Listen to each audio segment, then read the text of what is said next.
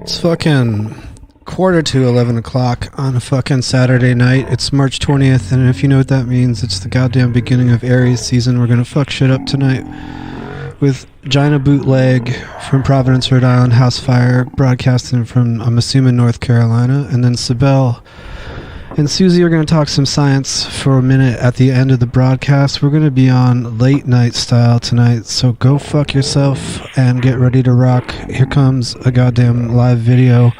Gyna Bootleg chilling in the place to be.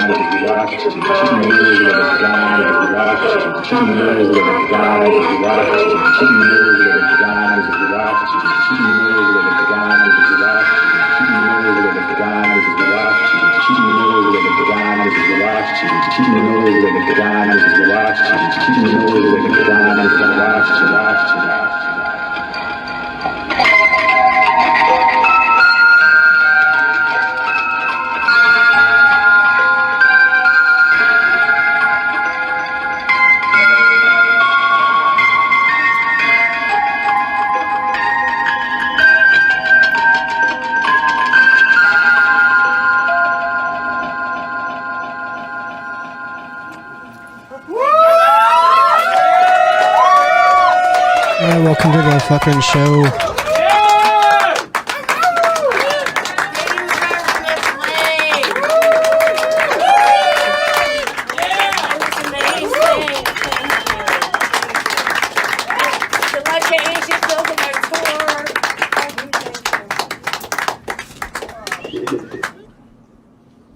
Live fucking gigs.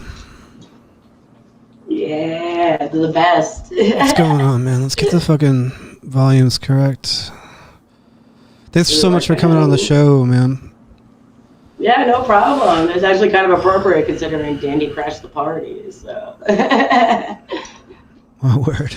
Oh, word. Yeah, because this isn't... Yeah. Yeah, did you want to talk about all your different shit tonight, though, right? You don't want to necessarily stay specific to one thing. Or do you want to stay specific to one project? I mean, you can talk about whatever you want. I'll talk about whatever. I mean, I do a lot of things, but a lot of it is interconnected.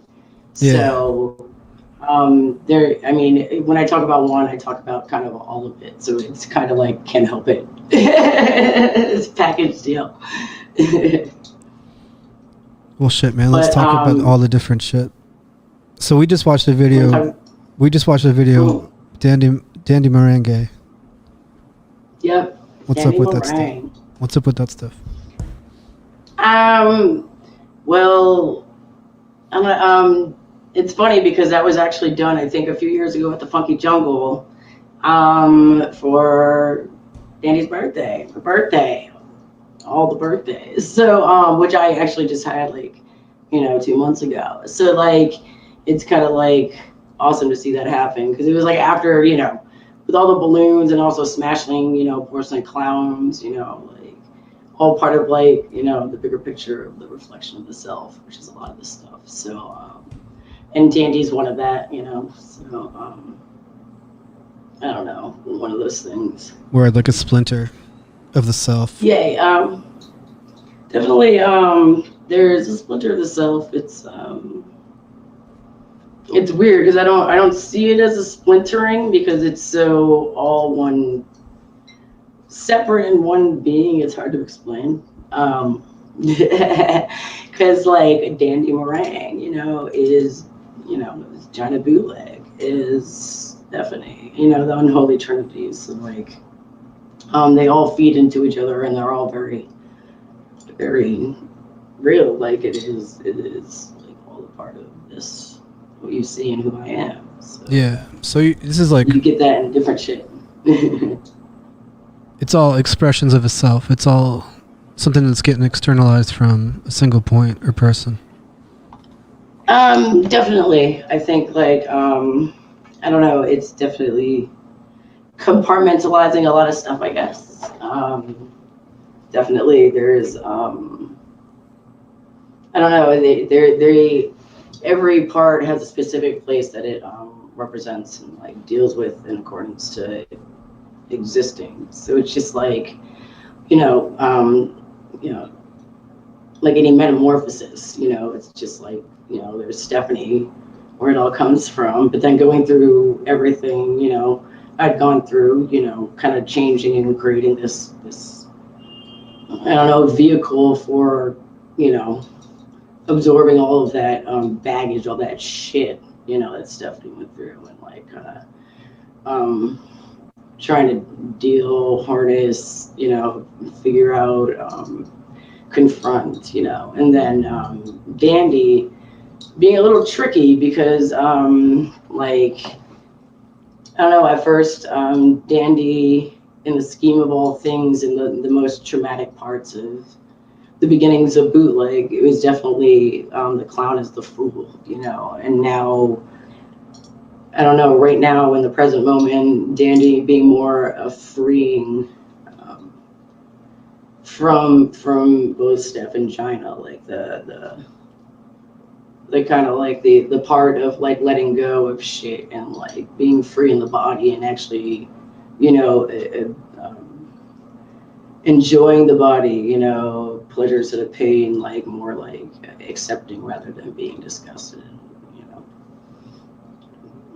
like the Gyna being so much the trauma and Dandy being so much more instead of the fool and feeling the fool of that trauma being the like taking that and being like, well, fuck this shit, turning it on itself and being more like, you know, harnessing it in a more, I want to say, you know, positive, I guess, bodily way, you know, shit, as opposed to what I was doing, you know, through Gyna.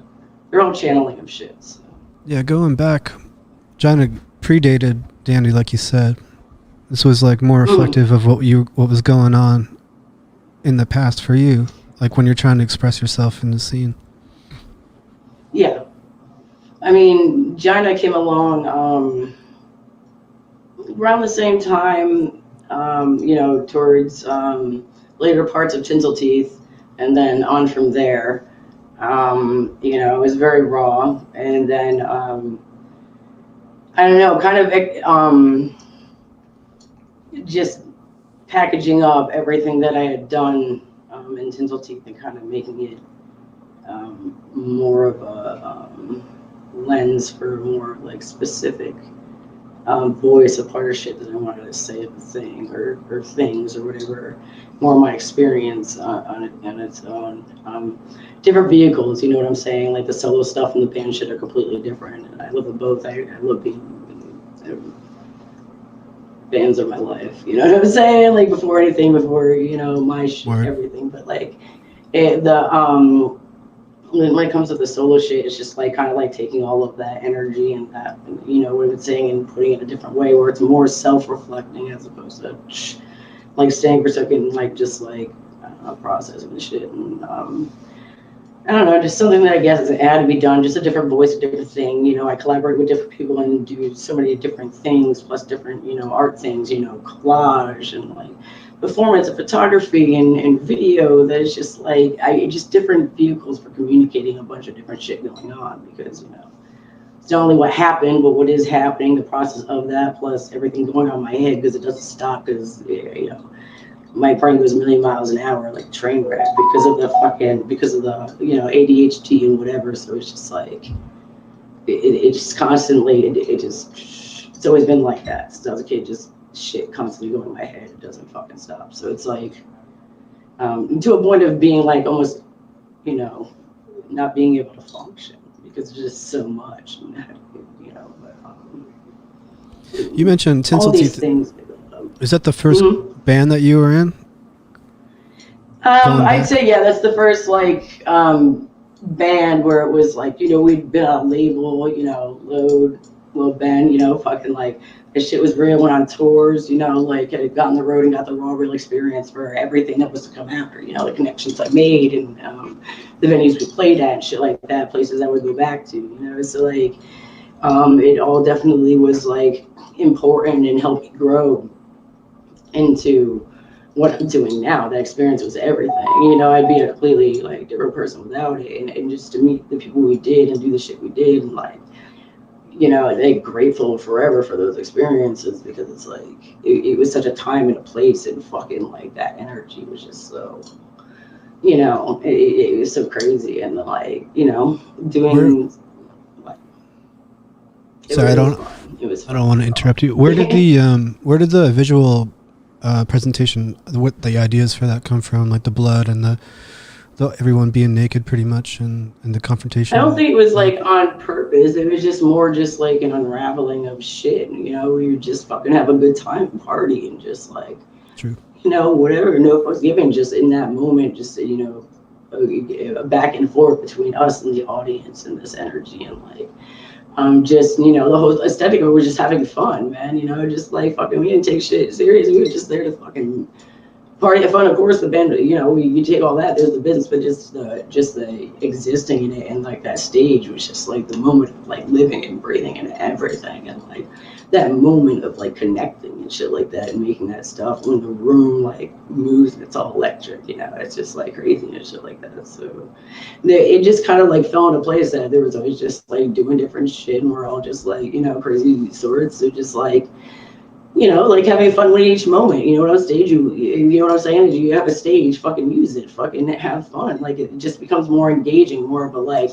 we're all here, we were a band that always played on the floor, because there was never a separation between like us and the audience. It was all one experience, you know what I'm saying? So it's just like, they just kind of added and like, I don't know, the blood and all that stuff. It's interesting because it was definitely there was no forethought and everything that was or became or whatever. Like, it wasn't like, I'm going to do this shit for a reason to say something, it just kind of developed into that's just what I did. And like, eventually it was almost like I had to look back because I was so wrapped up in it to be like, oh, maybe I was doing some shit because, like not whatever, not it's like whatever, but just, like, the idea of being naked, but within that sexuality, because it's always there no matter what, because the naked body can't help that nature. It's just like we're covered in blood, and wearing a fucking dick and like fucking like getting that audience in your face like as like aggressive as possible, meaning like there's a sexual but this like challenge to that kind of shit. And it wasn't on purpose.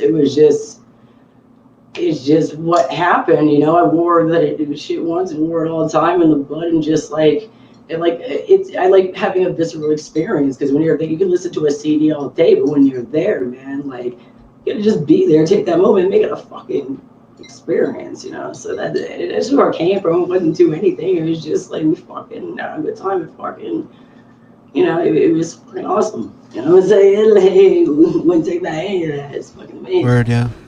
Following the vibe of the group and just letting the energy take you where it's gonna go. Yeah, for sure. It's so raw. We were so young. It's just like crazy times. When meals are still happening and the shows were like crazy. It was like a special time. We were there, so it's just like it's crazy. I'm curious. Like if you were Steph at those shows, like if that's what we were watching. Oh yeah, the most primal. Oh, for real. Yes. That was all it is. That's like before you started compartmentalizing like the different identities. Yeah, before I had a stage or a way to like do that in my head. I don't know, everything kind of just came together naturally. It wasn't like, thought about. It's like, there's going to be these like things and these like, personalities, but it's just kind of like, what I'm saying? It's just like, it just materialized the need of being. You know what I'm saying? It was just like, right. They just happened, where Danny came from the need for Gyna to have an outlet as well, it just like kind of comes full circle like most things do. So, but like in the spirit of everything I've always done, you know what I'm saying? Because I didn't talk about shit.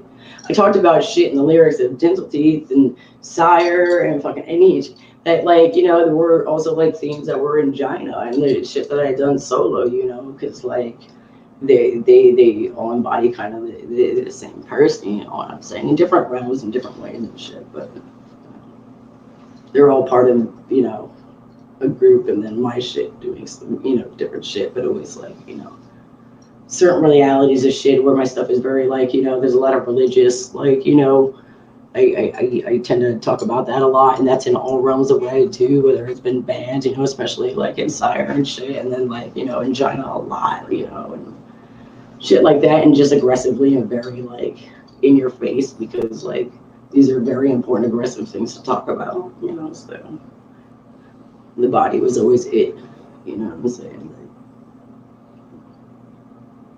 Yeah, for sure. Dealing with violent themes and expressing them in visceral ways, for sure. Do you remember, like, because I know you make stuff outside of music. I'm reaching here, but like, do you think those characters came out of stuff that you would be doing in videos and movies that you've been making? I definitely like, oh, there's a chat. Jesus fucking Christ, I'm so bad. But what'd you say again? I'm sorry, I got all like, I was just thinking because I know you make other shit other than music. So you make videos and you're making Yeah. movies and photography. And I was wondering if the characters that you make or assume like in those movies, is that where that, I'm reaching here, but like, is that where that came from? These characters came from those experiences?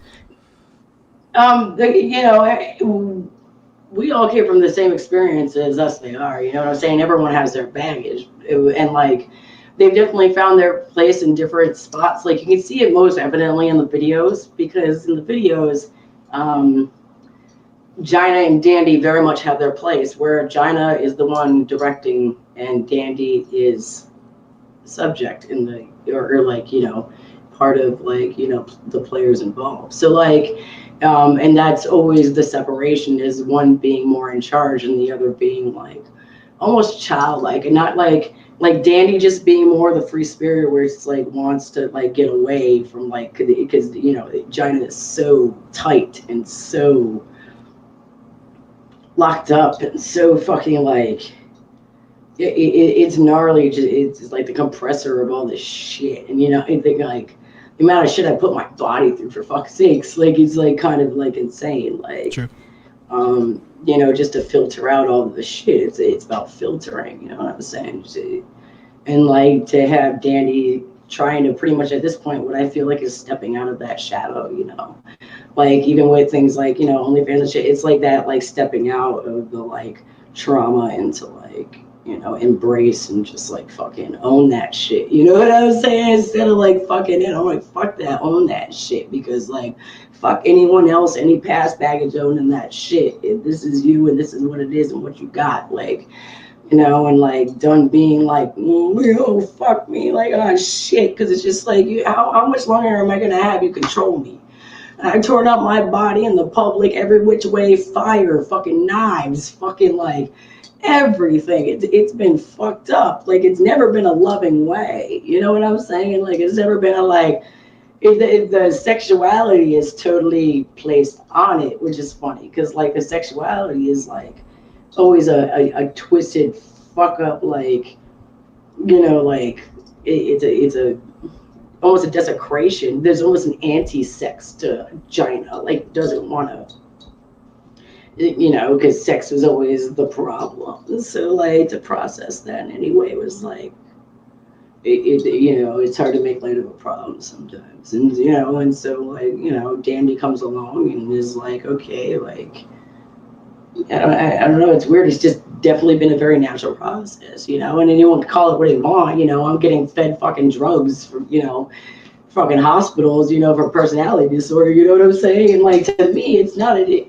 you know, everyone compartmentalizes shit, deals with shit in their own way in order to function, you know. So it's just like I do it this way, and it's so visceral, and because I can't help it, I see the world that way. I see it in pictures, I see it in visually, I see everything in metaphors, and my family has just always kind of been like that. So I just feel like it's a natural, like that's how it is. Word.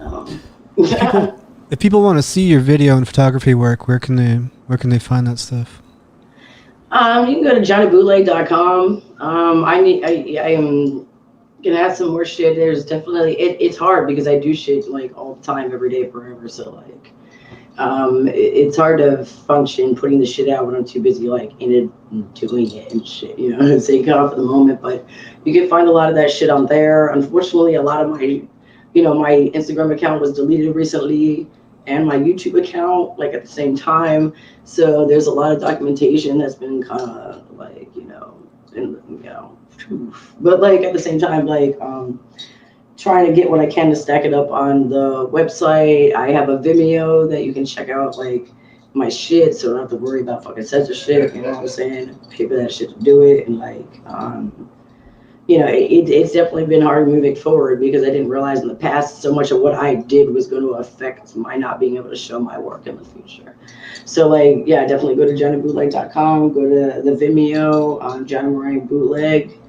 I have an OnlyFans as well, under Dandy, you know, just in all different places. Like otherwise, like, I don't know. It's hard because I'm not a hustler. My shit ain't all out there. I'm about the experience. And when shit opens up, I'm going to be back out there touring in the experience and like playing shows and doing shit. So that's the only way you ever feel anything is being there and doing that shit. So yeah, for sure, shit'll be cool. And otherwise, just trying to get shit done. You know, the world is fucked, and like just trying to get whatever and have some meaning to shit. But yeah, check out some stuff and like support everyone in the underground. I met so many amazing people.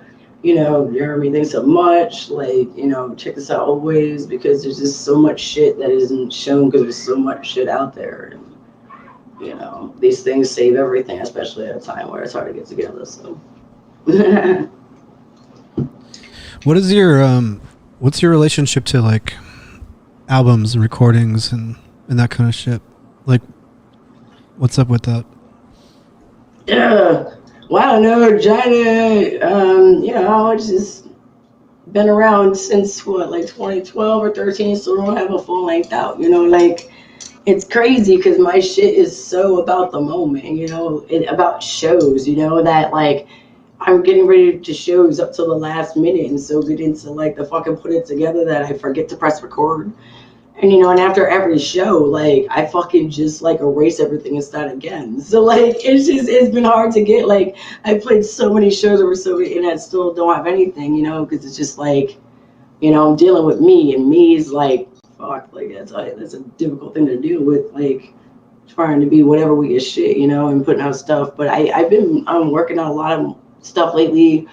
Like I said, I like recording shit with bands more, and then when it comes to that shit, I like recording live more, because you know the studio. It's hard. The studio's hard. You know what I'm saying? Like recording right now, some shit. I'm really psyched. So like, you know, I definitely working on my shit. You know, working on some harpy shit with Pippi. You know, doing some stuff that I'm like psyched about.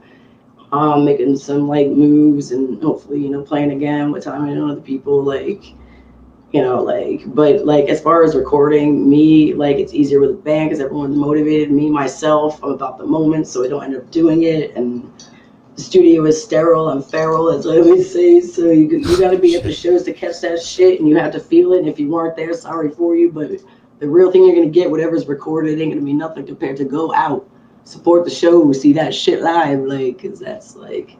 It's where the feeling comes out, and it's like you'll get it because it never records the same way. You know what I'm saying? Every band I've been in, you know, it's been live is like so different from like recording otherwise. And we've had you know great people, you know, and you know I've been put out again. Like I said, Lord Records, Annihilus, you know, Power Electronics, you know what I'm saying, Lean, shit like that, stuff like that has been very supportive, you know. And it just like you know have future plans for shit and like very grateful, but like it's hard because I don't like go out with this shit. I'm just so internalized. So like finding shit that I'm okay with and putting shit together out there is just hard. But I am working on some shit now and hopefully shit will be soon. You know, in the meantime, like I've been putting my music out through videos. That's like the way that seems to be the best for me is like music videos, you know what I'm saying? Because like I'm a visual person. It's always been visceral. So the best way to put out music is fucking music videos. And then I can like, you know, put all those ideas out and like, you know, put together a story that like blends shit and makes sense to the feeling, you know? So like I've been working more on just doing video shit, which I'm real psyched about because, you know, hopefully in the future I can work on making videos for other people and shit because that's what my heart is like editing videos, like, you know, and just overall doing music and playing live and shit. So I don't Cool, ever man. change. Grateful to every band I've been in, everything I've done. And thank you. Do you want to talk some more about some of the collaborations that you mentioned briefly just then? The stuff that you've been working on currently. Currently, well, right now, currently I'm working with Pippi from you know, Retrix. So we had Harpy going on. Just, you know, great music, super grateful to be working with someone so powerful in just presence as well as like music. So it's been great to collaborate and make some shit. So that's been amazing, you know, and getting shit recorded and, you know, of course doing my shit, you know, and hoping to collaborate again, you know, in the future with Tomio, you know what I'm saying? It's always been amazing, you know. Hopefully in the future, you know, Smith Riot, like just people in the future that just like things going on and like that I've collaborated with and always like been super like sort of shit like the moving forward, you know. But the biggest thing right now is, you know, stuff happening here and when I'm recording with my stuff and that shit, and like that's pretty much the goals right now. Is just, you know, paying attention to what's important, the few things, and getting stuff recorded, and you know, hopefully when things open up, get out there and like.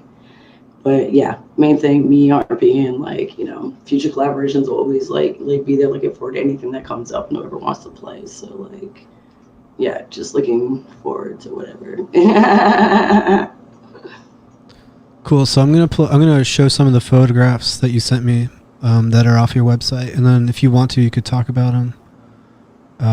Okay, it's so hard. I don't even know what to say. Yeah, you don't even need to say anything. But if you want to just talk about your general process, you know, or not, you could just chill. But I'm just gonna show some of these images for people. It's so hard to pay attention to this and that. I can't. Oh yeah, that was good. I think that was down to INC, I think. Contact Mike Razor. That was amazing. That was the first Gyna Bootleg show with Bashir. Amidaris. It was fucking amazing. Building 16, I believe. Johnny Ray took that. It was fucking dope.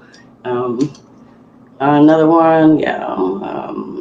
Amazing with Joseph. That show was like crazy shit, like whatever went nuts, and used the bags to just, you know, project commodity. You know, shit like that. There's usually always a layer.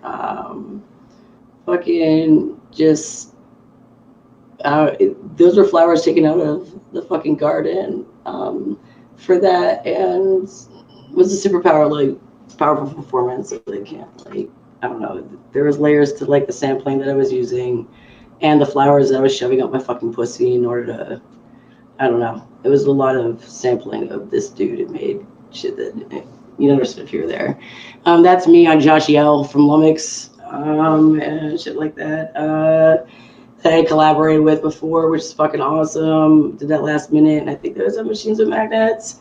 Johnny Ray took that with saran wrap chains and a fish, you know, which I use a lot, you know, for pussy and shit. So it's just cutting that up. I'm sure the place smelled like fucking ass, but whatever. Like, that was fun, and Josh has always been fucking great at, like, you know, getting involved and collaborating and fucking just getting his hands dirty. So awesome. Love you all day. That was in Boston. Again, kind of using mass as a projection of an idea. There was a lot of religious samples going on, including like women and shit like that. You know, and always, you know, the idea of the virgin, the whore, and, you know, always playing with that stuff. So, you know, it goes from like, you know, this sweet, you know, innocent shit to like a revealing of like, you know, the wax on my fucking pussy, you know, as, you know, a reflection of the foul shit that they call us in the Bible. So, it, you know, it's a journey getting to be there to see it, but that was the beginning of it. Oh, thank you, Mara. It's like one of the few things I saw. But this was, oh, there it goes. Okay. That, again, was, okay, that was Amanda, but this is, again, with the symbols and just power tools with Contact Mic. I don't know if I'm, you know, channeling some Wendy O. Williams there always. You know what I'm saying? Just that idea of that conquering, that, you know, playing with the idea of feminine and masculine and saying, fuck you. You know, it's, all of the expectations of all of it. You know, that's kind of like the symbolism in that, you know, so. Yeah, I don't know. There's always usually a lot of layers to everything I do, and a lot of symbols and a lot of shit that I put together. And, you know, it's weird because to me they're always simple in my head and obvious, and to most people they probably don't make any fucking sense, and I'm just doing some crazy ass shit, and I know because people have told me that. They're like, oh, that shit's just fucking crazy, and I'm like, oh, I was saying shit. It doesn't matter though, because it's like whatever you get out of it, that's, you know, I'm feeling my shit, you're feeling your shit. But yeah, that was the thing, you know, says you my pussy, you know, says some shit. So I'm going to play a brief video example of the audio that goes along with that.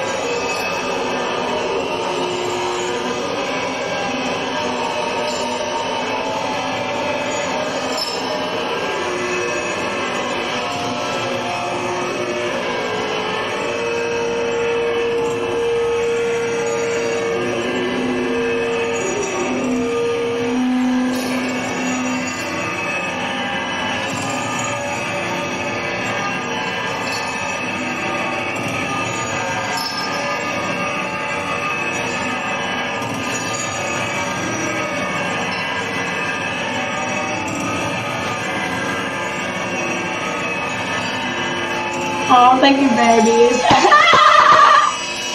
No, you say hi. No.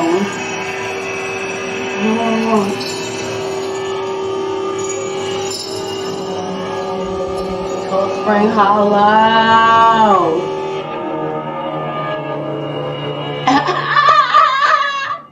That was at Aurora.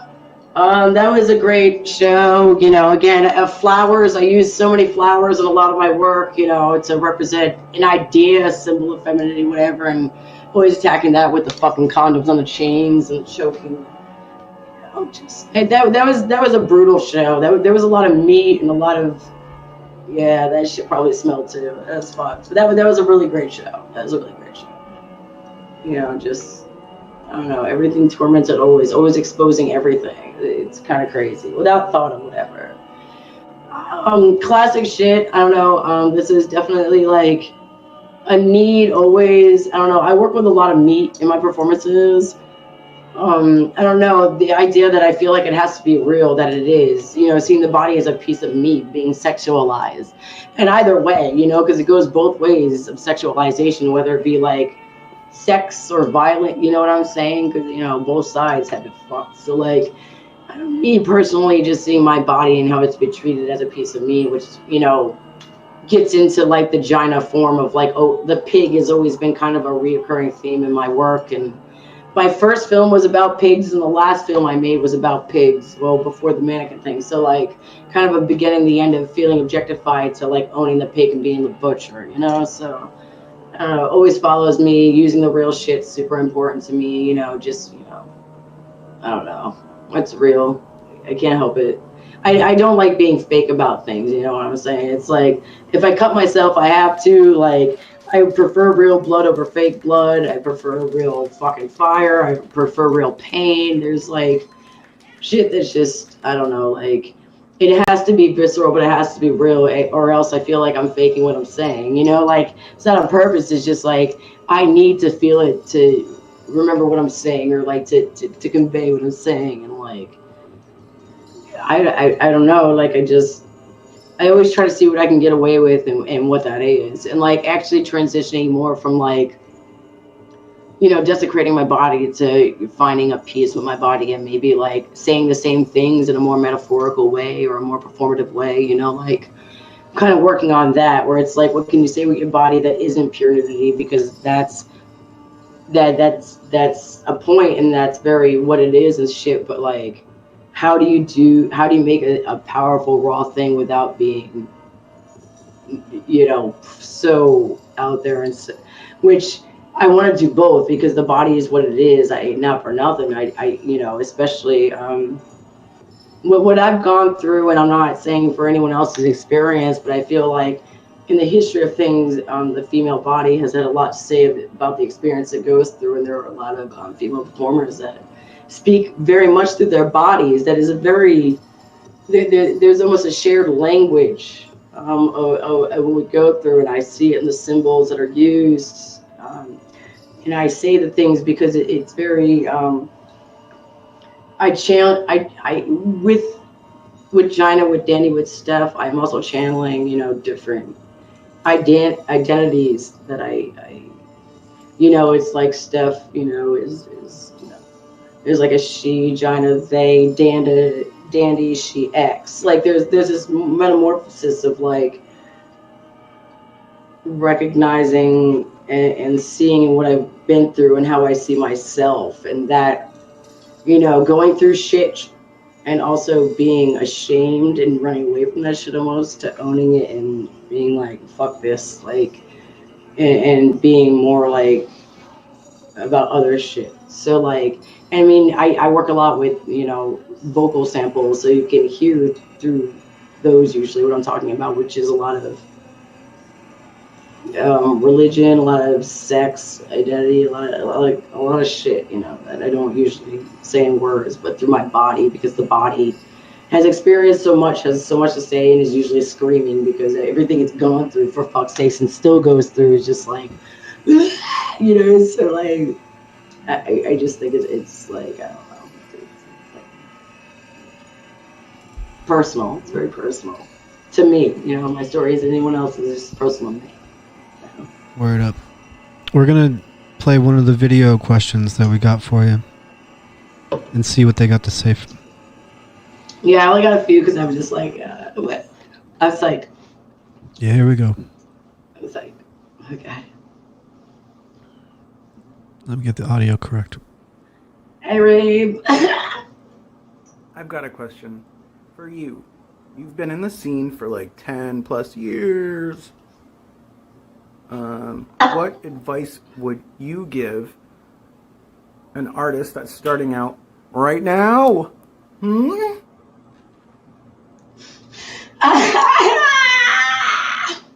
Good question. Yo. I feel like we both have a lot to say about that shit because, like, we worked together for years for a long time and, you know, experience a lot of the same. I don't know. We go into what we experience very viscerally. I don't want to say aggressive because it's not, but I guess it's just, you know, something that emotes something in people to think it's, you know, I don't know. There's always, it's dark and us always like being like, it's not always dark. It's just this shit that's communicating that can also be beautiful and dark. So he's been great to work with, and just like I'm like, oh, what do I say to you? I mean, what do I say to me? You know, I'm still growing up. You know what I'm saying? I'm still learning. Like, I'm like, there's no, you know, I ain't just, you want to do some shit, fucking do it and do it for you. What you want, like, it's just.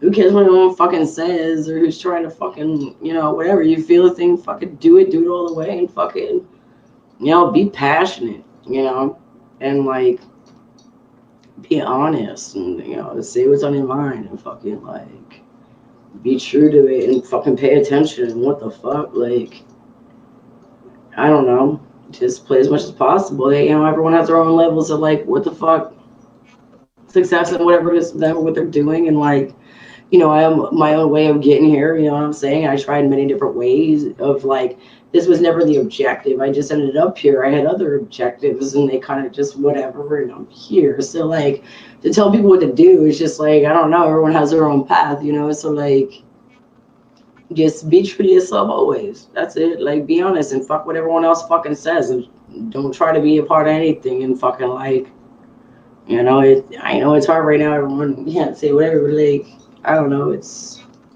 just be real. That's all. You sure you're not? And be real. You sure you're not an Aries, man? That is some pretty fucking Aries advice, if I ever heard any. Oh yeah, maybe airheadies, like airhead. Oh shit! There's no way. I'm a Capricorn, yo. I stand corrected. I'm like a Virgo. Like we're all fucking in between the lines always. Like we're just like, yo, bitch, land, sea, who gives a fuck? We still own it. That's some excellent fucking advice. That's some excellent advice, though. We got another video question from a homie coming your way. How many clowns do you think it would take to achieve world peace? Oh my gosh. I know, because it's so crazy. All right.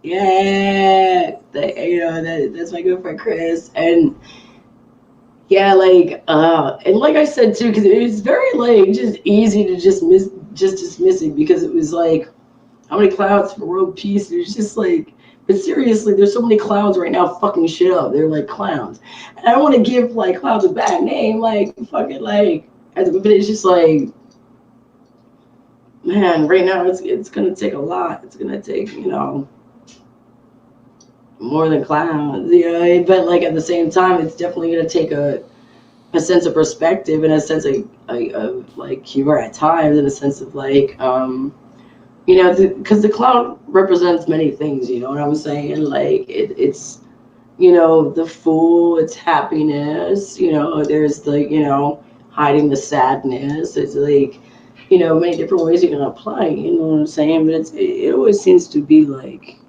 it's multi-dimensional because it can be like felt by many, you know what I'm saying? And like, I don't know how many clowns. If there's a clown in all of us, it's gonna take all of us for world peace. You know what I'm saying? Like, cause that's how I feel. There's one in all of us. So like, it's gonna take all of us. Well, like in the right direction. You know what I'm saying? But how right that is depends on the person. So it depends. You know what I'm saying? Cause it's fuck. But yeah, like it takes a village. It takes a circus badge. It's gonna take a whole world of a fucking 3-ring fucking circus, but we'll see what happens. Yeah. Yo, do you want to take phone calls from people, from the audience? If they're there, I will. I can't imagine anyone doing that shit, because, like, whatever, but... Well, we take questions in the chat. We take questions in the chat. We take phone calls, and we also take texts. I haven't seen that thing the whole time. Random. Do you have something? It's possible. It usually takes a second for folks to catch up because of the break. But yeah, folks. I just want to... You know the fucking drill. 2561454 is the fucking number. Oh my god. I fucking blew my fucking mother's mind, who's the best person on the face of the earth, when I was like, yo, you know what's in mom jeans? And she was like, what the fuck? And I was like, yeah, like mom jeans, like that's a thing right now, so stay on top, yo. So funny. Call or text, motherfuckers, but if not, it's cool, because it's hard to decipher everything that I do say or otherwise.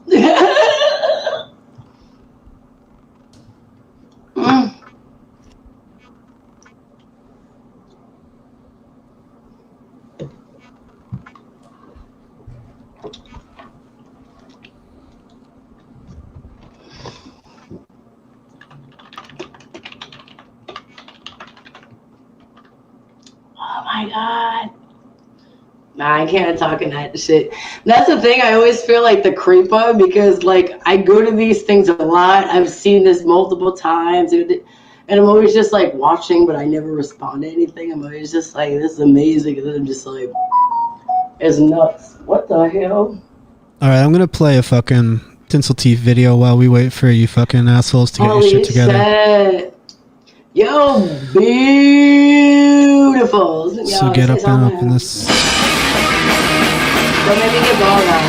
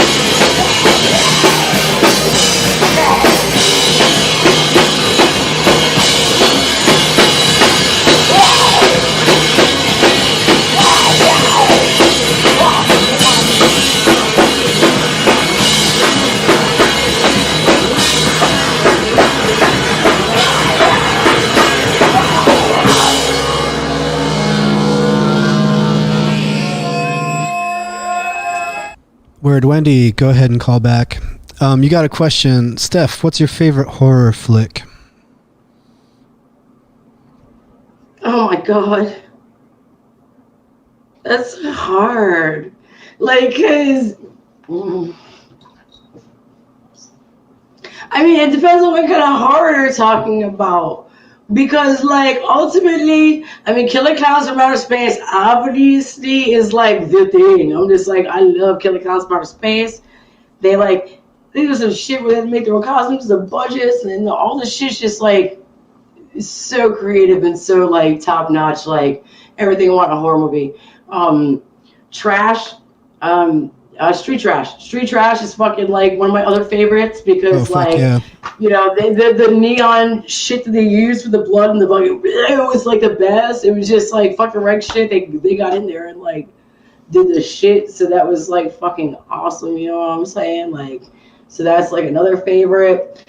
Zombie, Lucio Fulci, I believe. No, not Zombie. No, it's not Zombie. What was it? Is it Buried Alive? No. It's a Buried Alive, the zombie movie. I'm pretty sure it was Italian. It was like, just the costumes and the makeup was superb because it was almost that B movie fucking like raw shit that was amazing. I don't know why I can't think of it. It had this like boy that was like some man child. It was all crazy and it was all possessed. And, it was so good. Return of the Living Dead is always fucking fantastic for that. Like, I want to be fucked by the fucking So like that shit's great too. Just because like Return of the Living Dead is one of those things where it's burial ground. That's it, motherfucker. You knew. I knew you would know, Matt. Fuck yeah. Yes, Burial Ground. That's like fucking one. That is the best hands down zombie movie. All right. What happens? Anyway, this shit's so nuts. Yeah, needle sharp. I'm gonna lose my mind. Shut the fuck up. Yeah, we got another question, a text question. Holy shit. Is Hot Fashion Corner still where it's at? Or have they lost their touch? What the fuck? Who said that shit? What you mean who said that shit? Have they lost their touch since changing location and changing their name to I Like Your Style? You know what's hilarious? I was just there yesterday, so not for nothing.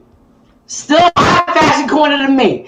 I know they're I Like Your Style right now. They're Illies on the corner. I still love them. I have to. The owner has always been mad chill, fucking like, we've had good conversations, you know, he's been mad fucking awesome to me. Like, so like, I'll always support that motherfucker. And like, I went over there, like, yeah, literally, like, he's still, Illy's has mad awesome fucking clothes, shit, 90s crop tops, all that shit, like the mom jeans. I'm telling you, like, Hot Fashion Corner / Illy's, still the best. Onlyville, tried and true, the best. That's all I gotta say. Love it. I love Illy's. So yes, I think it's definitely like, I loved obviously the corner, but I still love the whole thing and go support and buy that shit.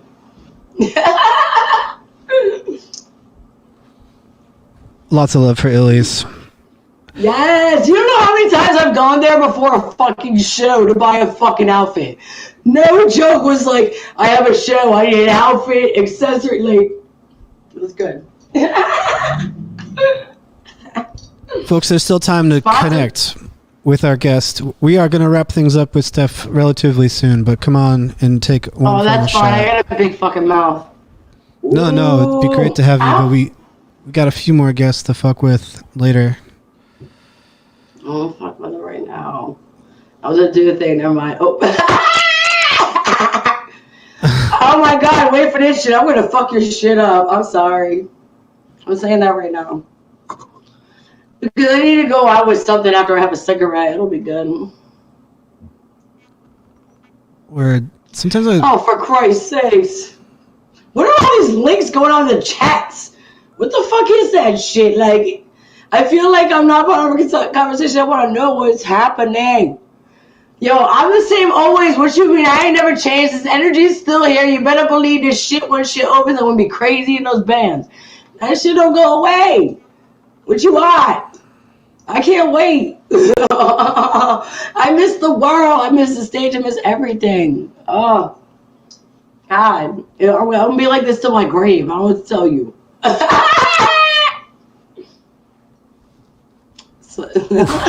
Getting all kinds of activity.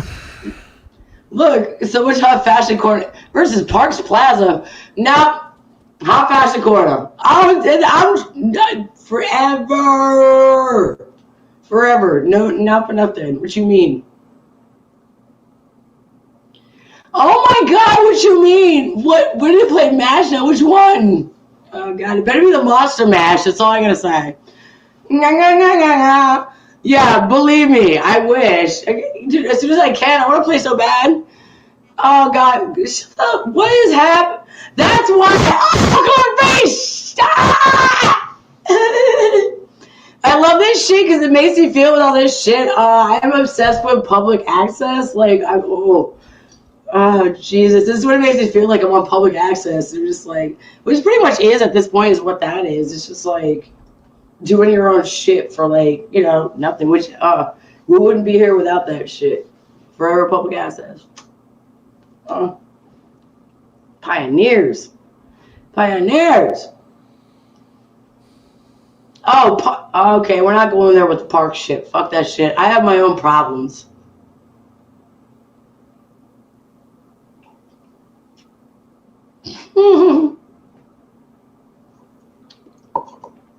Once I start slurring, you know it's a party. What you mean? What the fuck?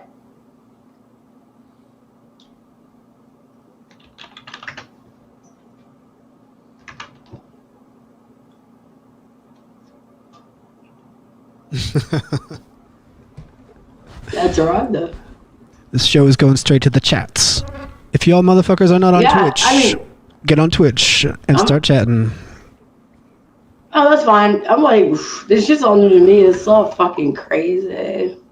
That's wrong, though. I mean, keep going, though. I'll let you keep going, though. Yeah, it's wrong, but it's okay. 84. 84. The year the Challenger exploded. Not for nothing, like... 84.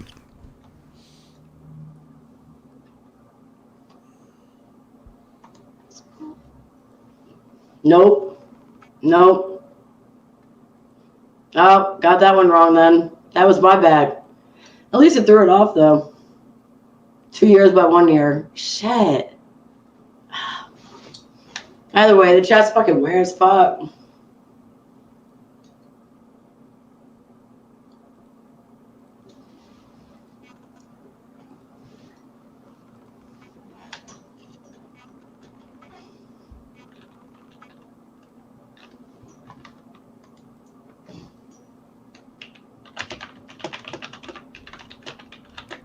All right, woot woot.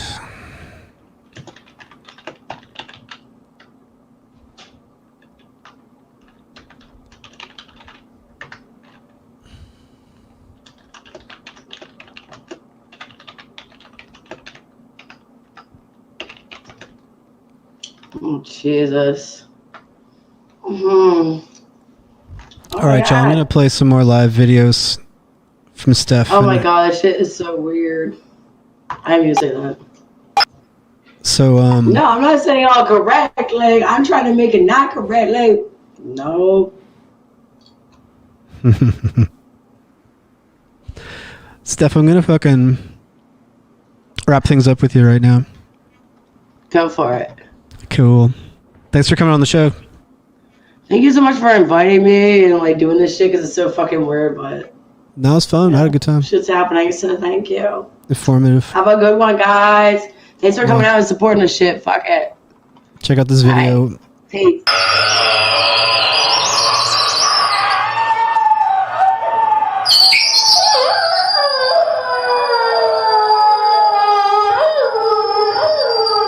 That's what Tommy owns.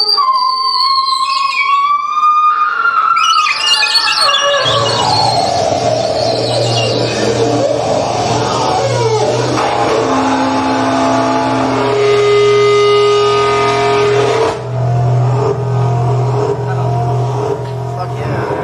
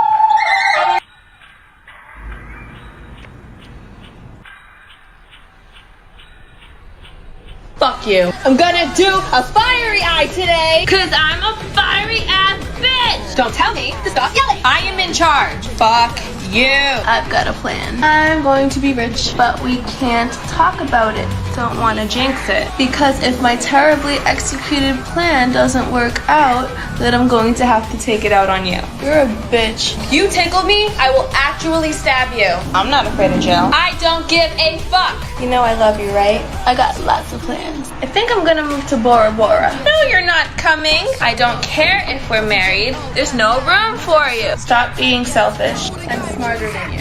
Yes, I am. Men are so stupid. Yes, all men, unless they agree with me. Look at this. This is incredible. I don't know how I do it. I am the best at everything that I do. I am the queen and the king. Fuck you.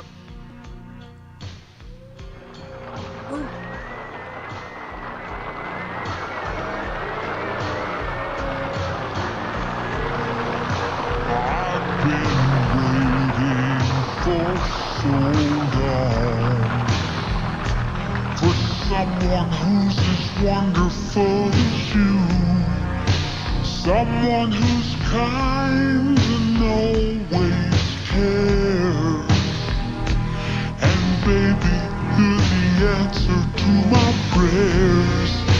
You appear and I'm brand new. I love it, hey, I love it 'cause it's you. And for all the sweet things that you do, you got a little present coming. You pick me up, you pick me high up in the sky.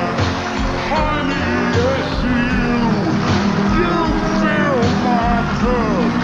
You keep us shining and twinkling light in my eye. I've been saving it for you.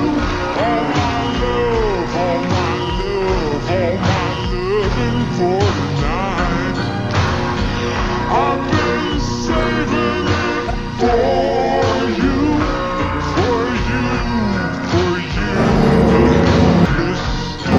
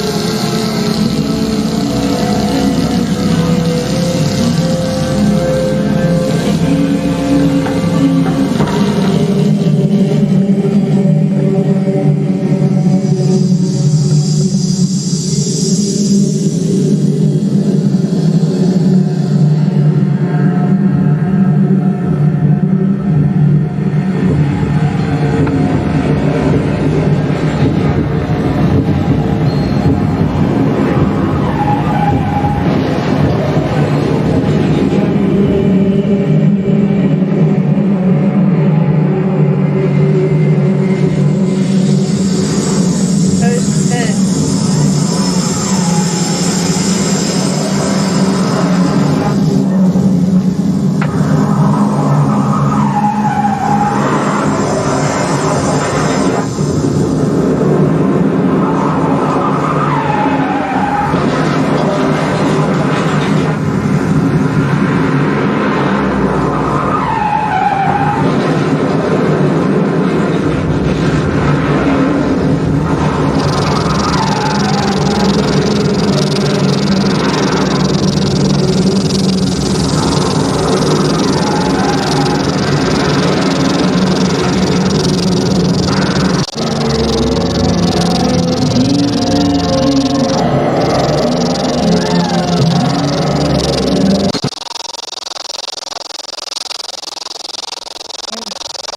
Folks, help me. Help me. Is that me It's time. making that? It's time for you to come on the show. Am I here on the show? You're on the show. Okay, I can't see what's going on. I mean, I can see the camera, but I see this great pic of Steph, actually, and it looks really nice. But that's what I've seen for like an hour. You're live on the air, and everybody can see you crystal clear. I'm not sure what's going on with your monitor, but everything's working. My monitor is just showing me this really great picture of Steph. Oh, that's fantastic. So, yeah, it's great. It's a really it's nice still. I'm gonna change the lighting in my room real quick. Okay. I can't see you at all. It'd be nice if I could see you, so I could know this is real.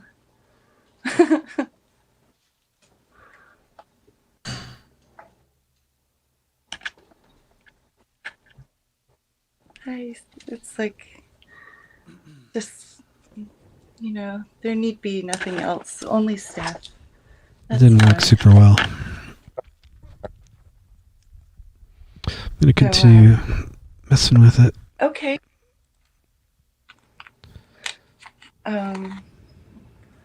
Do I need to do something to my monitor to make it, I don't know, recognize the present?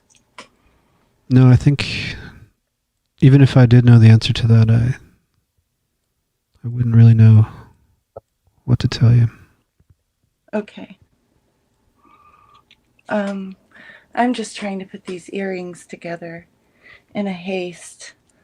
But, yeah, let me show you what I've been making. These little... They're Eucharists. I made some bigger ones, too. You see? Is it Fashion Week where you are? Uh-huh. Yeah, in my room. So I've been pulling together this collection. So I've got my Eucharists here. And, hold on. Just take these off. I've got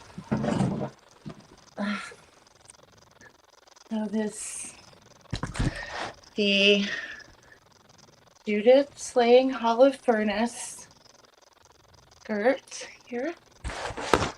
But that's not the kicker, really. I've made a Galero hat. So now I'm the cardinal. You see how that works? And, yeah, so a lot of things are going on. Oh, yes, we have here these, here, I'll have to change out. Chocolate cross earrings. See? You see that? Yes. Crystal clear. Yeah. Mm-hmm.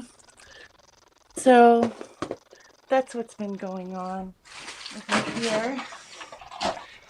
And I've been making those little movies that I was trying to send you, but I have to make them on a, like a, you know, just kind of ghosting formats, just like videoing what's happening on a broken screen, what's happening on another broken screen, and so it's just hard to send things over like that. No problem. I got them. We got them for the edification of our viewers. Folks, check out some of this video work. Yes, I was making some fast movies.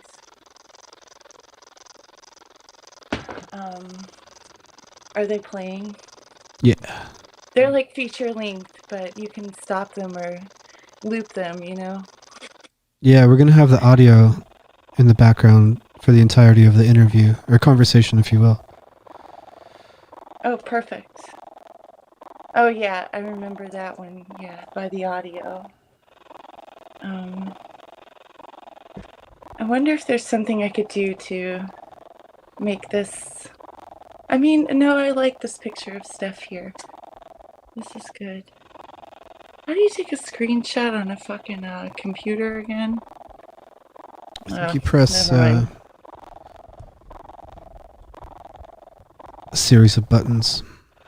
Right, I know. It's like, whatever. I'll just take a picture of it with the fucking other device or whatever.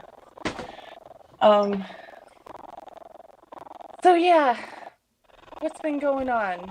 Haven't seen you in a year or so, right? Yeah.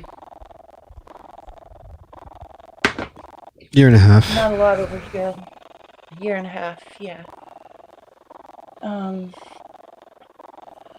Yeah, I don't know. I haven't been up to much. I've been making some music and making little things and painting and stuff like that, but I don't know. Moving around, like back and forth. How do you travel? Well, sometimes, mostly just by like car, but I took a plane. I took a plane the last 2 times. Took a plane from Providence, and I took Grendel on the plane, my cat, and he was really good. He was actually the only well-behaved person on the plane. But that was just kind of like a quick, yeah, I had to just be there quickly. And yeah, that was crazy. But yeah, I have one of those really good masks now. And so if I have to fly or something like that, then I'll wear the mask. But I'm not vaccinated yet or anything. Otherwise, I don't really go out or talk to anyone, do anything. And you live in the woods. And I live in the woods, yeah. I don't know. I mean, yeah, but I'm gonna be like up there soon, you know? Again. Up in those parts. So get ready. Grow some woods for me.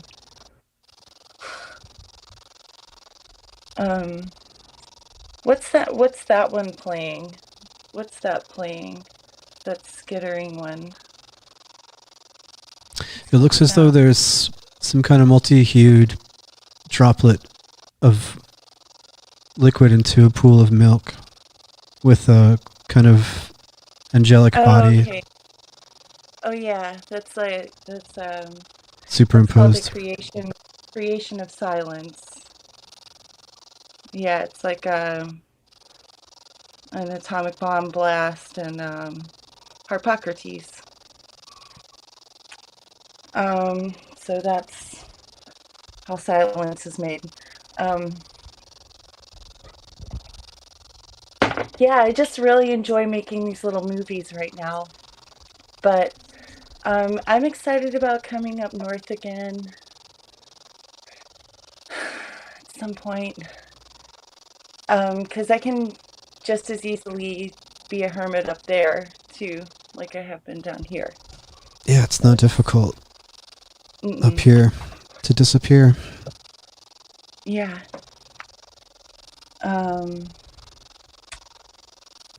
So, yeah.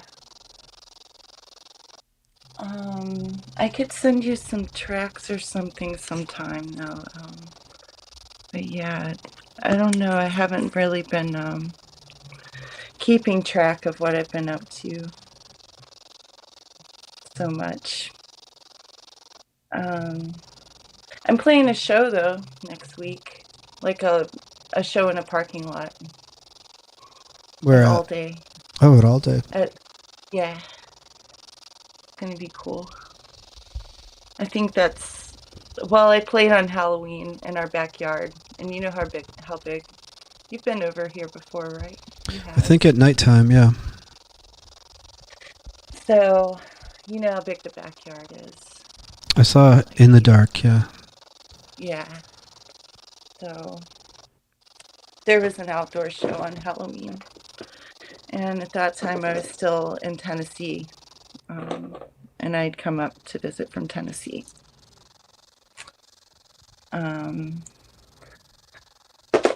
But yeah.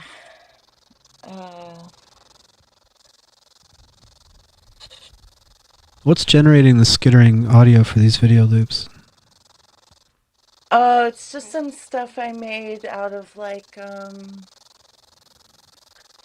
some Geiger counter shit and some like wolves and the typical Housefire lexicon. Fucking wolves and swarms of shit and sirens and Geiger counters. That's and 7.83 hertz I think is going on there as well. I hear the familiar skittering of the 7.83 hertz. So yeah. But so I've just been really enjoying making those little things because it's like you can have, it's not on a movie program obviously, because I guess anyone with a movie program would know the ease with which you can make these things, but I just discovered a little thing on a drawing program that allows me to do animation with a change of a frame rate. And so I just have been having a lot of fun going frame by frame, just packing it full of information and making little fast movies. These are the kind of movies I wanted to make. Yeah. You sent me 4, I think, and you said that they're all feature length loops, or they combine into a single feature length. I mean, no, they're not feature length. I didn't have time to make them feature length. I've only been doing this over the past couple of days, but these are the kinds of movies I want to make in a feature length capacity, though. Because why not? If everyone wants to go so fast and all, then max efficiency. So, and I just like to pack things full of information, as you know. Just kind of leave little, just pack it all full, like the one with Harpocrates and the atomic bomb is also Morse code. There's a Morse code in there. What goes into determining? In the way that the frames are laid out, it's in Morse code. What is it communicating? It's just talking about silence. But yeah. So I just like to do things like that, in the music and stuff too, that just it's packed full of information where it's all in there, kind of.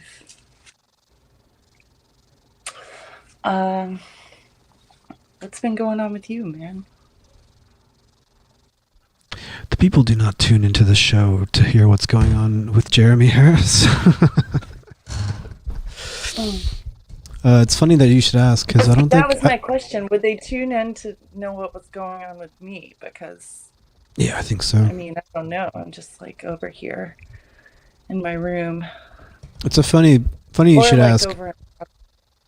Just because it's been 13 episodes, and I don't think anyone has turned the tables on me this entire time. Oh, really? Yeah. Well, you're an interesting person. I don't know. Sure am. We'll talk about that some other time, though, I guess. Yeah, untelevised.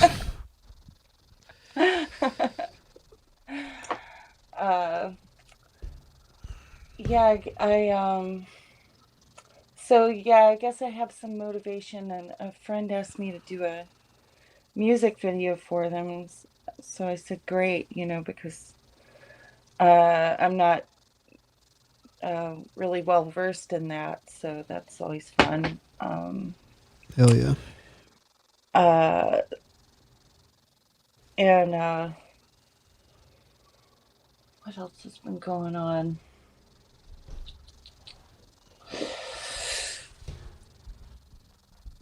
God, yeah, I don't know. Kind of knew it would come to this. What are we, 5 minutes in? This is why I said, does anyone? Wow, it's weird anyone would care, what I'm up to, but uh, yeah.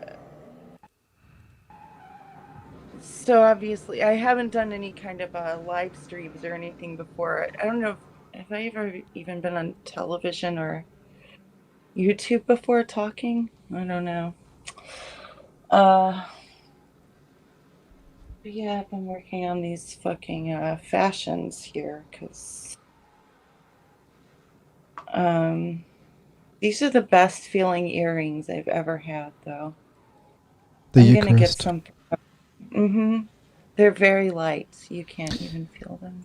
I don't know if you can see the Twitch chat, but there was like a significant amount of enthusiasm about getting their own No, I can't see anything. pairs. Yeah, people were crying out for their own pairs of the Eucharist earrings.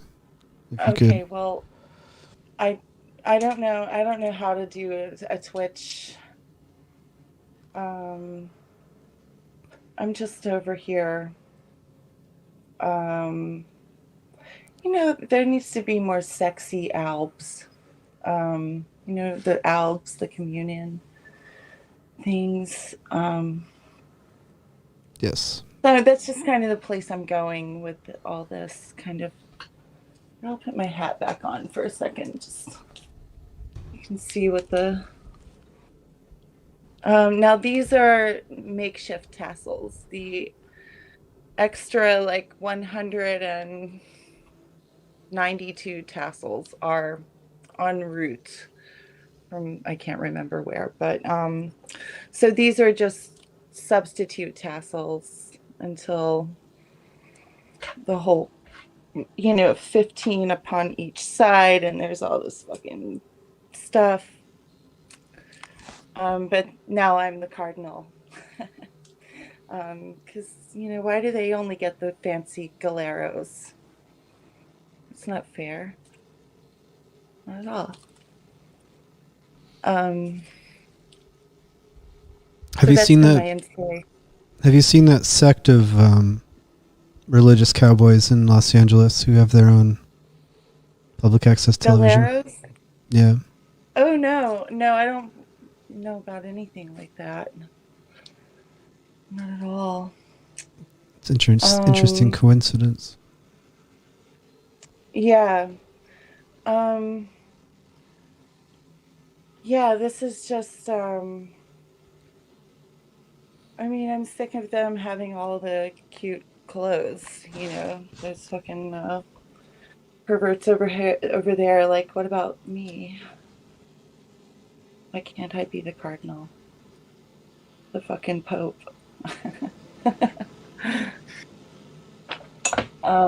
That's next. A pope's hat. But and yeah, I wish I could see this whole conversation, because remember how I was like, can we just sit in my room and talk to myself like I normally do? Mm-hmm. Kind of like what it feels like in a way, just not being able to see what's going on with the. Yeah. It could be that your internet is too slow, but if you wanted to log out and then try logging back in, maybe that'll solve the problem. Oh, no. Mr. Computer isn't having that. This is my one shot. This is all I get. I don't know if that's true, Lucy. I know about this thing. This guy is from like 2012. He doesn't talk to any other. He's not doing the task. Believe me. This is like all I get. What about like a mirror? Maybe I could log on. See, I don't want to even start messing with other devices because I feel like that'd be rude. You know? I see, yeah. It's like being on the phone at the dinner table or something. But yeah, again, I knew it would come to this. I just you know, I'm up for like a question. I just don't know what to necessarily report on. Even though I do give extensive reports every day. They're just you know, in the specific kind of flow or something. Folks, we're going to open up the chat and phone lines. Lucy would love to hear from you. I would love to hear from you. If you have a question or a statement, something you want to share You'll with the have to homies. relay all this to me if you can. That's what I'm here for. Because I can't see any of this. That is what I'm here for. 401-256-1454 is the perennial way to get in touch via telephone. Don't be shy. Here, we're just going to try these out, but I thought these were too big. But they're actually kind of nice. Whoop. Here goes one. Ooh, somebody's like fucking calling. Hello. Hi, caller, you're live with Lucy. Hi, Lucy. Hi. This is Cybele. I was wondering if you are still talking to the sun, or if that's too private to ask about. But I was thinking about the sun, and I was wondering if you knew that there's sound waves in the sun. There's music that's coming out from the center of the sun. The sun. Yes, the sun's music. Yes. Is that what you're asking about? Is it? Oh, I can't hear you because I'm muting myself. Yes, the sun's music. Have you been speaking with the sun? Oh, well, you know. Thanks for your call, caller. Oh, uh-oh. Did she leave? Yeah, it was necessary for the segment to function properly. So yeah, have you been communicating with the sun? Have you been listening to the sun's music? It's so funny. I mean, I'm sure I have. I wrote all these songs mostly about the sun just a couple of weeks ago.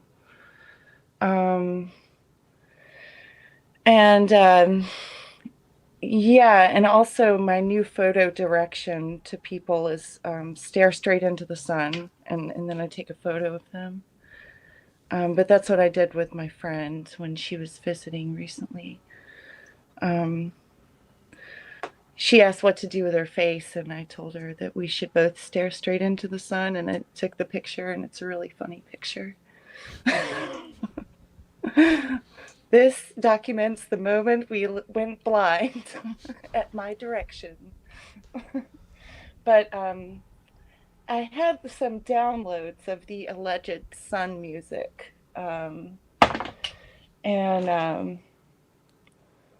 You know, the NASA shit that they, where they gave you all the music of all the planets and celestial spheres and things. And I used that in a lot of things. And yeah, it really kind of completes that circuit the few that I've heard. I really love it. Maybe I'll put some sun music. Any more? Did I answer that question, or am I just rambling like I normally do? That was the correct answer. Yeah, thank you.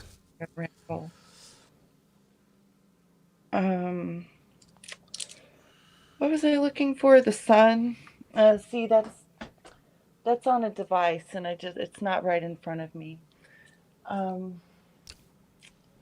If I had a record of it, I would put it on,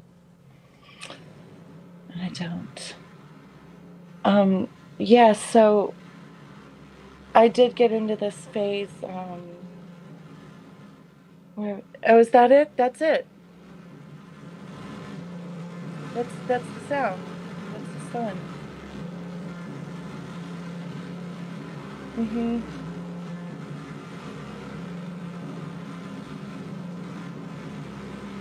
Or wait, no, that's not the sun. Now that's you. I'd know the sun anywhere, and that is not the sun. That's you performing live. Oh, where? Night light. I wish yeah, probably. Like the only place the place I most perform. In that way, I would call myself, just mostly a regional musician, music person. We got a text question, Lucy. Oh, shit. What are your favorite things about spring? The season.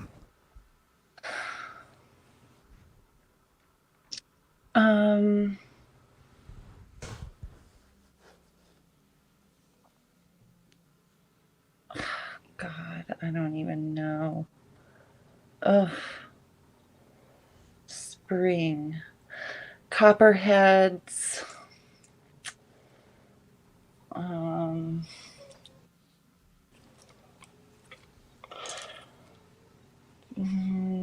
No, I guess it doesn't really matter what season it is. I mean, it's just. Sure, yeah, spring is nice. There was, I don't know. I don't know what my favorite thing about spring is. Snakes. Well, yeah, it just gives you something to look out for, when you're out there. Like, ooh, there might be a copperhead. So that's exciting. And I don't really know. It's not that it's a bad question, because it's not. It's just that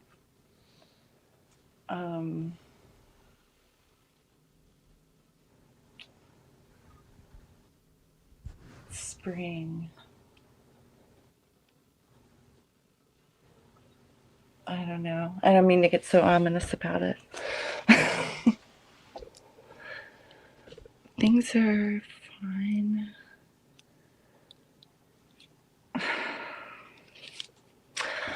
Okay. I did. See, these things are very fucking delicate.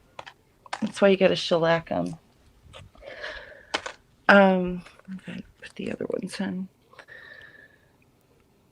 We got another text question. Sorry. I just spaced out on the spring thing. I don't know what. I'm sorry. I answered that really badly. No, that was the correct answer. Lucy. Yeah, I'm winning. What? Can you share your thoughts on sidereal astrology? Okay. Who is writing that?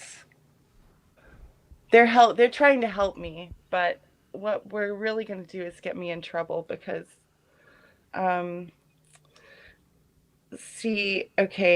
there's sidereal astrology, which, relates to the stars and their positions. And there's kind of tell me if I'm wrong. Just please correct me. I just want to understand. I want to understand why people use tropical astrology if it's not representative of what is actually happening in the sky at the determined moment. And then there's true sidereal astrology, which is supposed to be like what's oh god, this is like going on the whole fucking internet, right? So I will just try and be brief in this. I just don't understand why we would use a symbol system at this point over what I think tropical astrology is like a symbol system over a true representation, if we can have it with everything considered, and then you are dealing with what's actually there. So that's it's not my thoughts on it, but it's more of just a question as to like why we would use tropical astrology, because that would make me a Sagittarius if I was calculated by sidereal astrology. And this kind of fucks with me. So I just but also so does the claim that I'm a Capricorn, because I don't know. I don't know what qualities really. I don't fucking know. It's just that I get all bent out of shape about it. And then when everyone gets their, sidereal sign or whatever, it's just like, whoa, it's this big,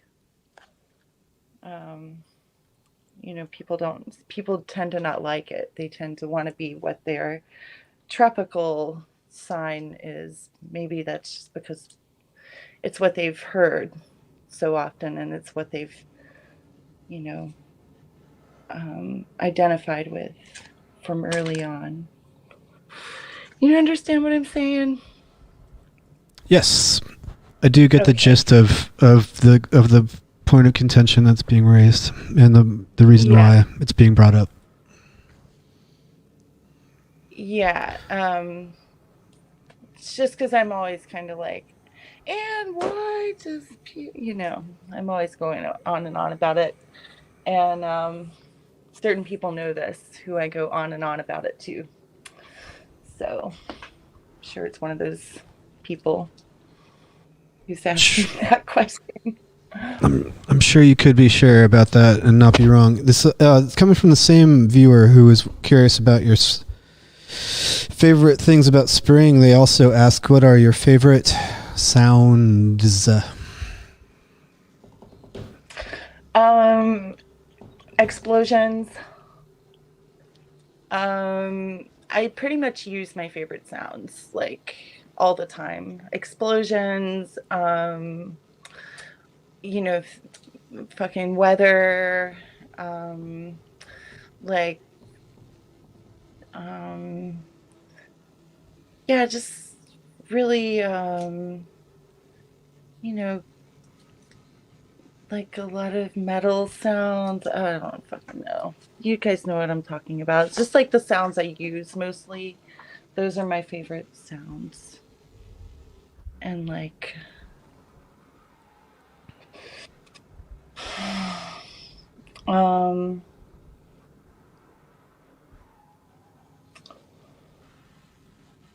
I like,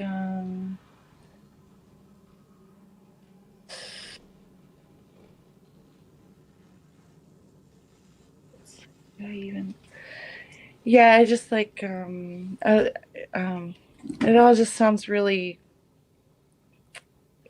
fireworks and shit like that. I like those kind of sounds.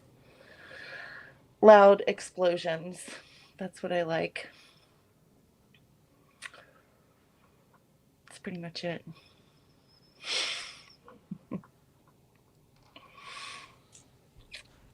What kind of sounds do you mean? That's not me asking. I know.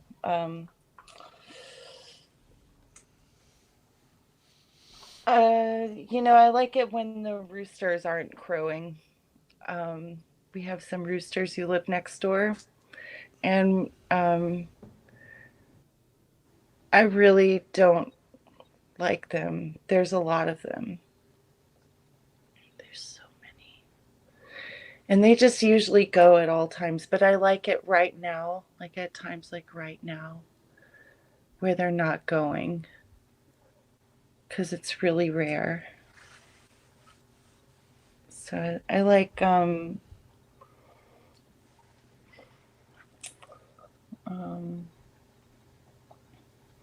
different sounds for different reasons. Like, I like the sound of carpet noise in a horror film. Like, you know, when there's a carpeted room and you can hear it in the air. I think that's a really effective, creepy device for like a horror movie or something, or creating tension, or I don't know. I guess all sounds could be kind of useful in some ways. It depends on what I'm looking for and why. So, any other question? Yes, there is. Oh, good. Another text question. Your music sounds like an insane house fire, but where did the name Housefire come from? Huh. Is this...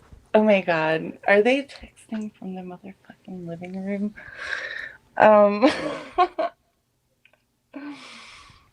Well, it's kind of like if you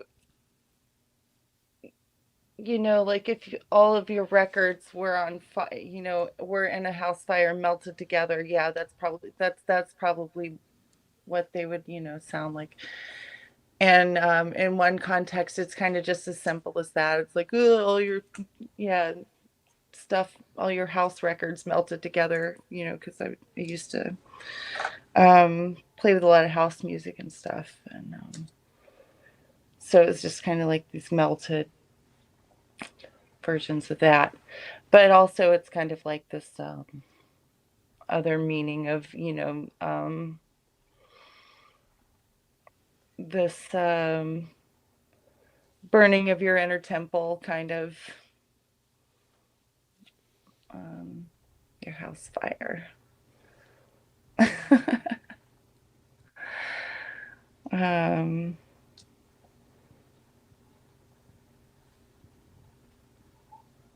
Yeah, that's kind of where it came from. It's just one of those things where it's like, oh, that feels right.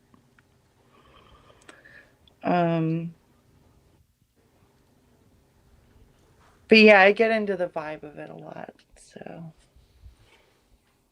I'm like, oh yeah, it's a house fire. Remember when you fucking got the fire department over there at Puffers? Oh, yeah. I got in trouble for that. Got yelled at. It was really well timed, though.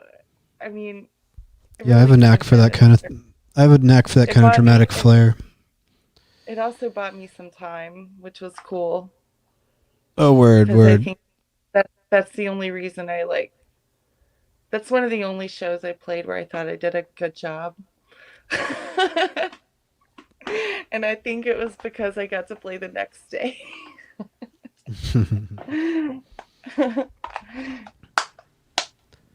Yeah. We got another text question from a 401 number I don't recognize. Oh my god, no. Oh no.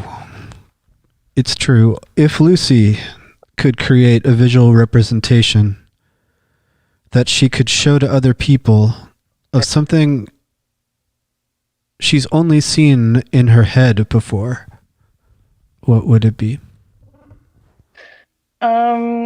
Usually, well, I mean, I have all these, you know, fucking deluges of ideas. I mean, it's like, there's things, I mean, I could start rattling things off, or I could, you know, just go with some, like, there's movies like that's how I want things to be, you know, like that's how I see, like that's my vision of what like is a movie I want to make in my head. You know, like that's how it should be. I'm like it's got to be fucking real fucking fast. Like just a barrage, a blur. And then and that's successful, you know. That's a success to me because and then, you know, I'll do like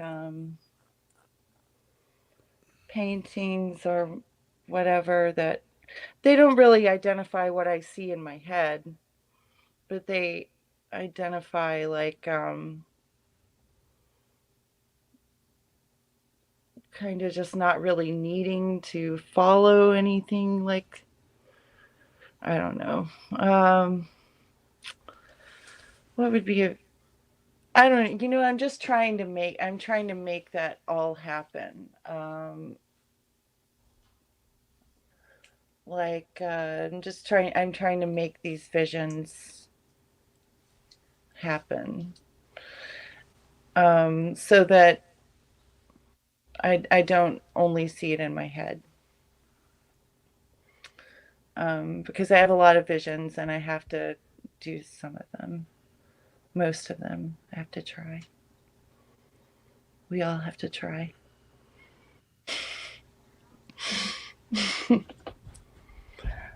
um, did I? Okay. I drank them both. We're almost out of beer, people. I mean, their fridge is right over there, but do we have another question? Did I answer that one? What Why was don't that question even? why don't you rattle two off? Two examples. Of what it would look like Specific things that you've seen in your mind that you haven't seen anywhere else that you would like to show people. Was this specified by the viewer? What? Because I see some of these things. I mean, is this a form of copywriting this information right now? Yeah, they're trying to steal your ideas.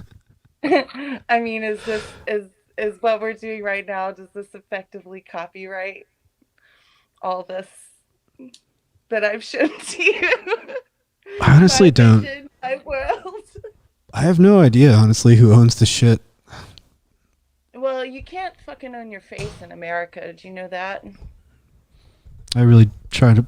Yeah. No, I didn't fucking know that, you know. I got another question, though. Okay. All the way from, I think, California. What horror movie would you do the alternate soundtrack for? First one comes to the top of your mind. First one, top of the mind. Well, I would have no, see I would have done like another soundtrack for what is that fucking movie called? See, I've got this problem too, but of not remembering movies.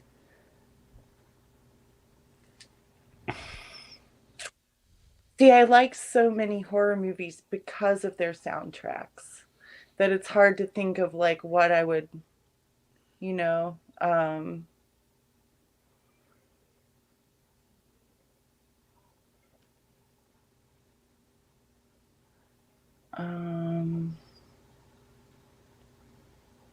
I'm trying to think of one that didn't have an effective soundtrack or that I would like to redo.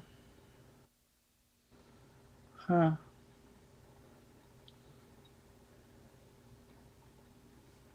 You remember that movie, The Woman? I thought the soundtrack to that was so bad.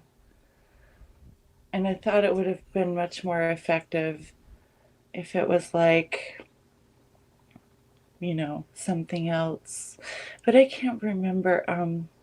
Being put on the spot about horror movies, but Yeah, I like so many of them because of their soundtracks.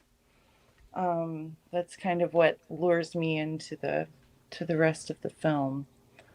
Um, and I can't really think of one that I'd want to redo. That's like that bad or ineffective in the first place or something. Yeah, great answer.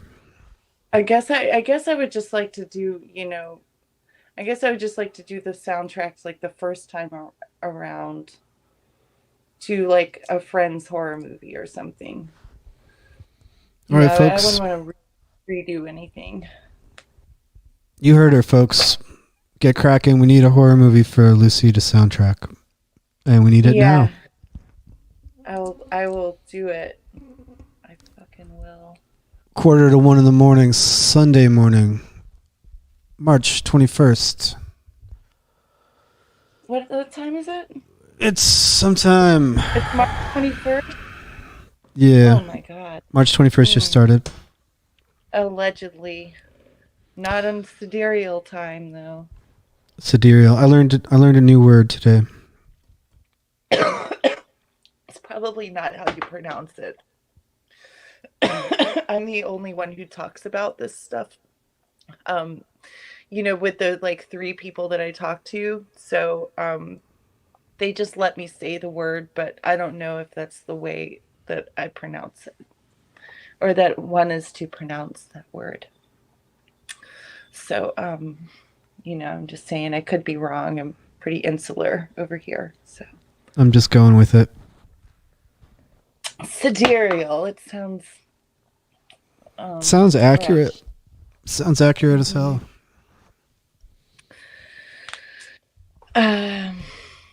So yeah, I'm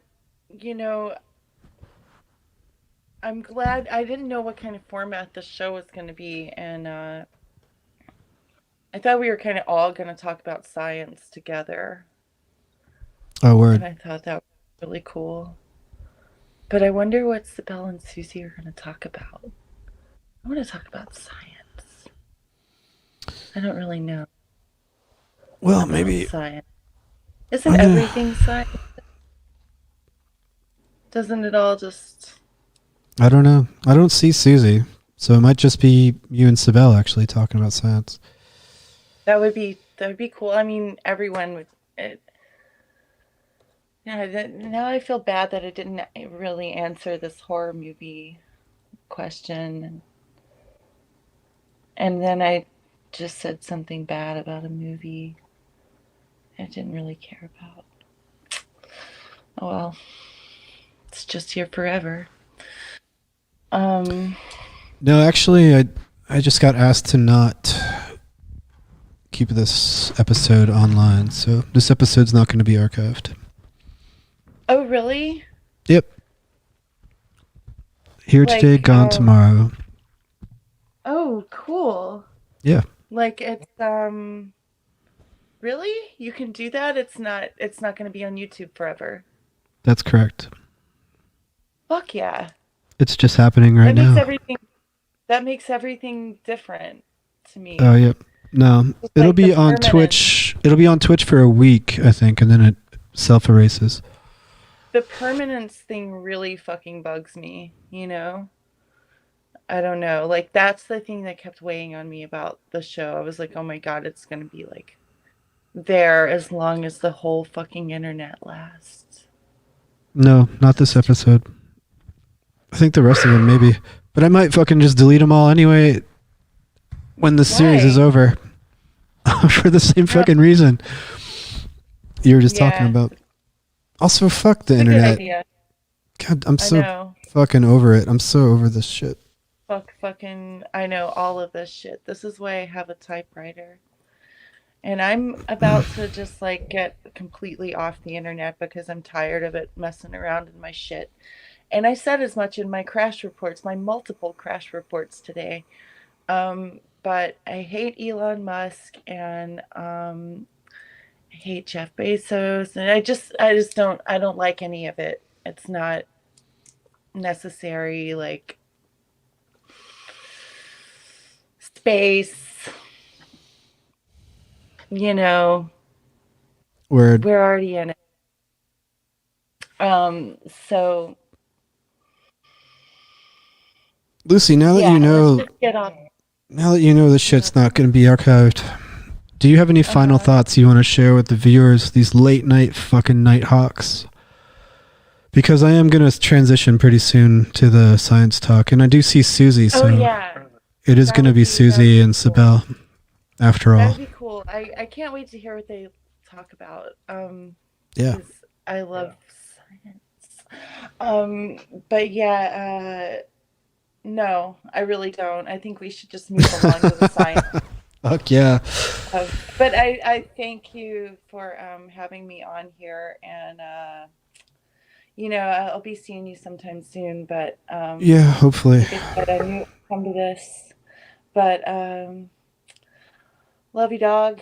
I'll Yeah, I had a bunch of fucking like nerdy questions that I was too self-conscious to ask you on the TV show that I'll probably just Oh, really? occur to me, like if I ever see you again in person, we can speak about things. Oh yeah, let's do this again, but like in person, like in the full body suits that are also like full sanitation suits like we talked about. Yeah. Yeah.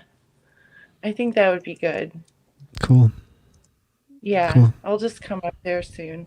But yeah, thank you for having me on the show, and that was really fun. All things considered, it was absolutely delightful just to see you and listen to your voice and get a little taste of your energy.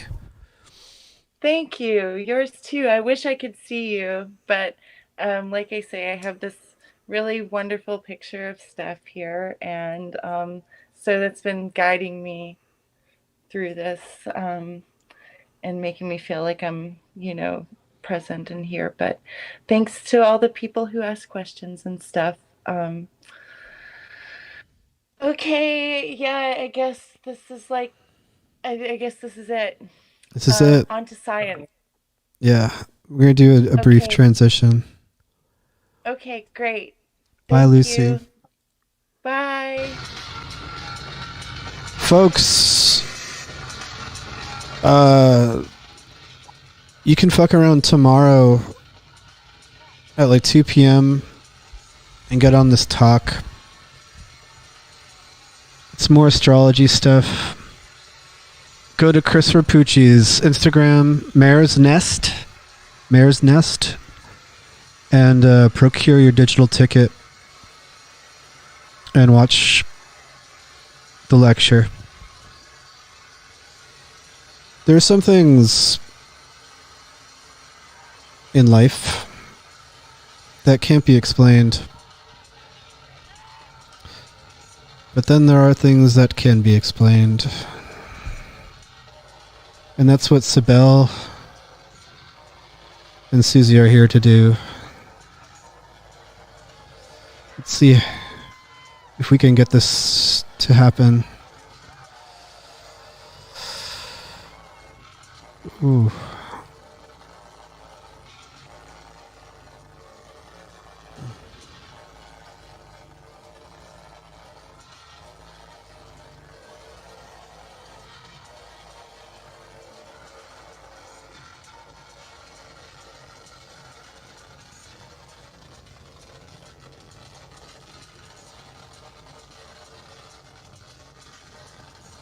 Can you hear me?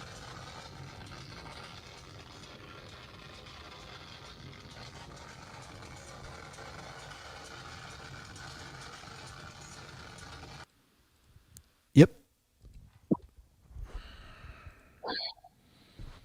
Yeah, I'm just we're just a little behind as far as try to do these as far as transitions neatly. Try to do these as far as transitions neatly. Try to do these Suzy, I think you're going to need to use headphones.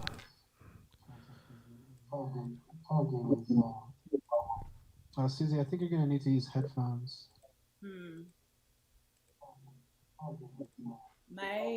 Oh shit. Okay.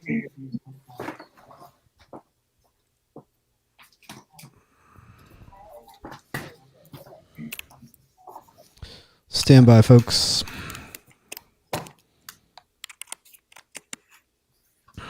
Okay, can you hear me? Yeah, loud and clear. Yeah. Hi, Suzy.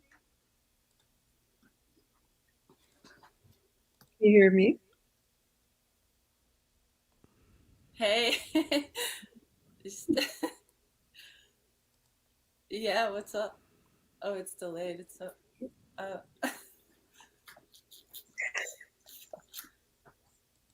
Now we're actually together.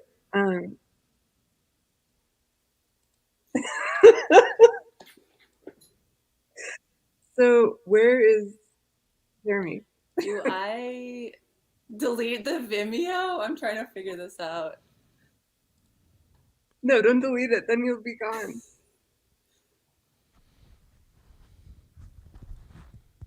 What up? Do you need me for something? It's like Oh, I have to talk. really delayed. I have to talk? You might have to talk.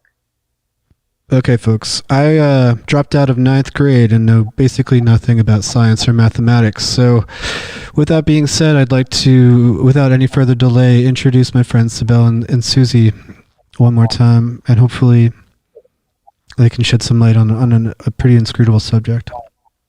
Take it away. Oops. But we the thing we've got to ask you about this. But Jeremy, is where when I talk, it's like several minutes delayed. Yeah, that's how it is. Seconds. This is just a different experience than anything before, and that's what science is about. It's mostly about what we don't know. It's the interface, like, between what we know and we don't know.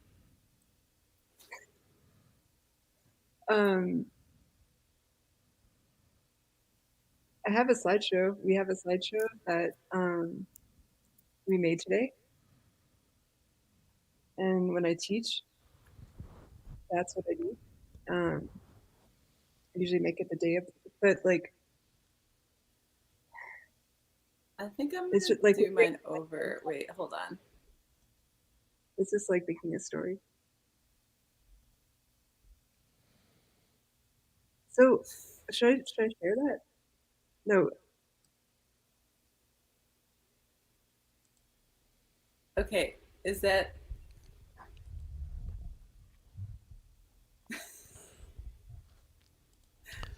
Let's figure out the tech stuff real quick. it's not working. So, what's the issue? Like you're We're not just hearing. It's the delay of seeing everything a few seconds later. Okay. It's like if I say something, it delays like by 15 seconds, so it's really tripped out. Yeah.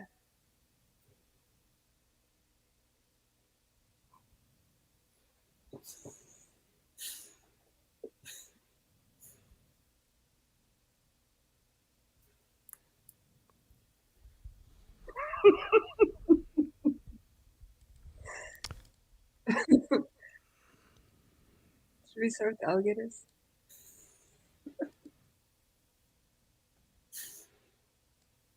Because I don't remember Jeremy being there, but I only remember you and Shayna.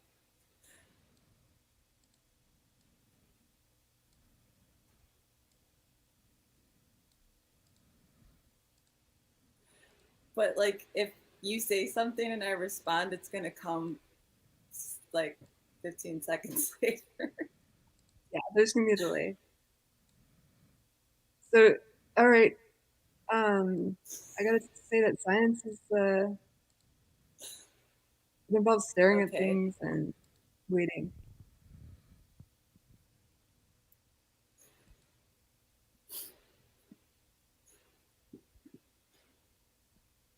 Oh, that's good.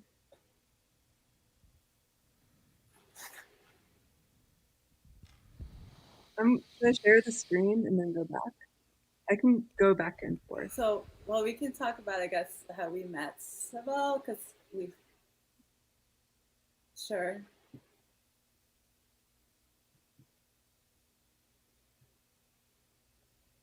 Well, the time I remember meeting you was Alligator Alley.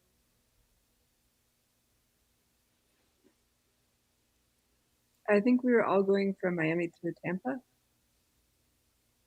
And you said I was with Jeremy and Ren and Shayna? Or you were with Shayna? I don't know. But we all met up. Yeah, we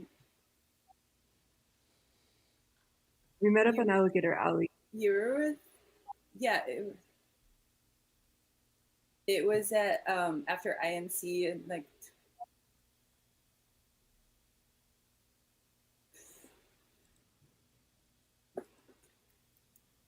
So Alligator Alley is fenced off with a chain link fence. There's a sense that there are going to be alligators, but it's a place for hunters to go. And we didn't see any. They kept out of our way. But there was a rabbit's head. It was sitting in the middle of the path, and it was a footpath, so it seemed a little deliberate. And I stopped there, and that's when Suzy was walking up. She took a photo of this rabbit head and sent it. That was about 15 years ago, so I can't remember. But anyway. I think what happened, yeah, it was like we came up.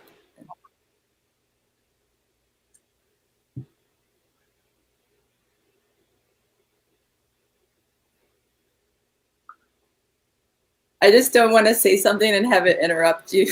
So, how much is the delay happening for you? Is it really? I think it's about 15 seconds. Oh. I'm putting it right on the slides. Okay, cool. Can you see that, Suzy?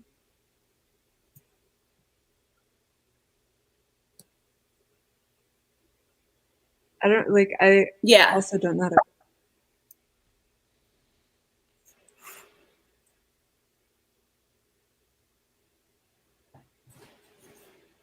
I actually, yeah.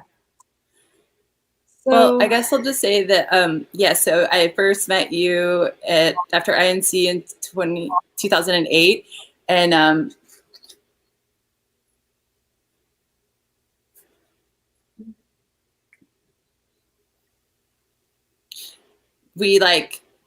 I thought Jeremy was there, but it was you and Ren Schofield and Shayna. And I remember we were really mystified by this beautiful, like, ripped off head from it was like a rabbit's head. And there's and the alligators were around. All right. I think it's working now.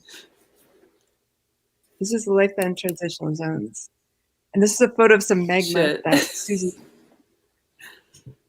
Okay. I think this is one of the ones that made me cry today.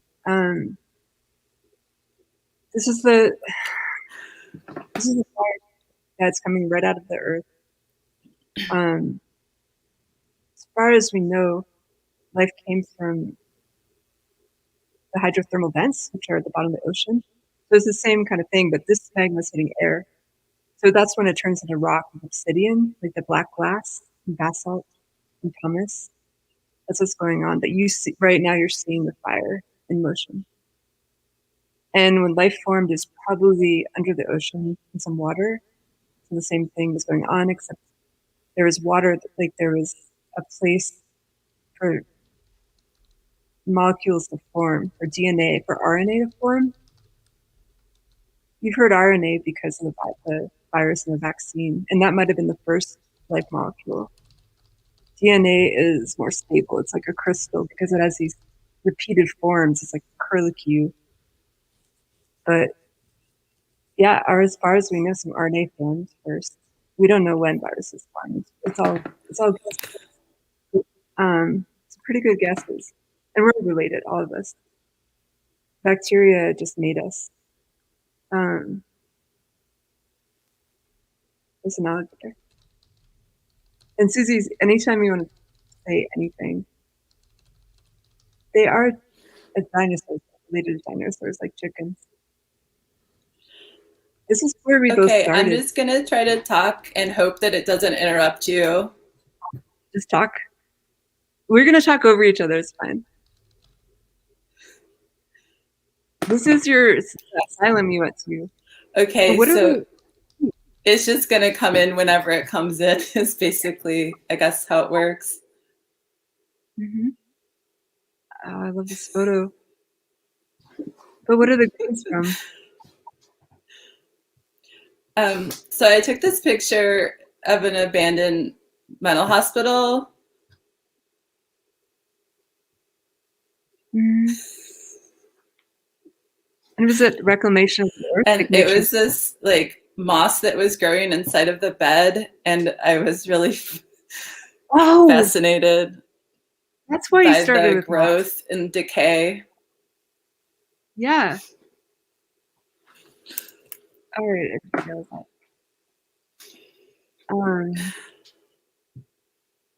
The picture I have up is before I started science.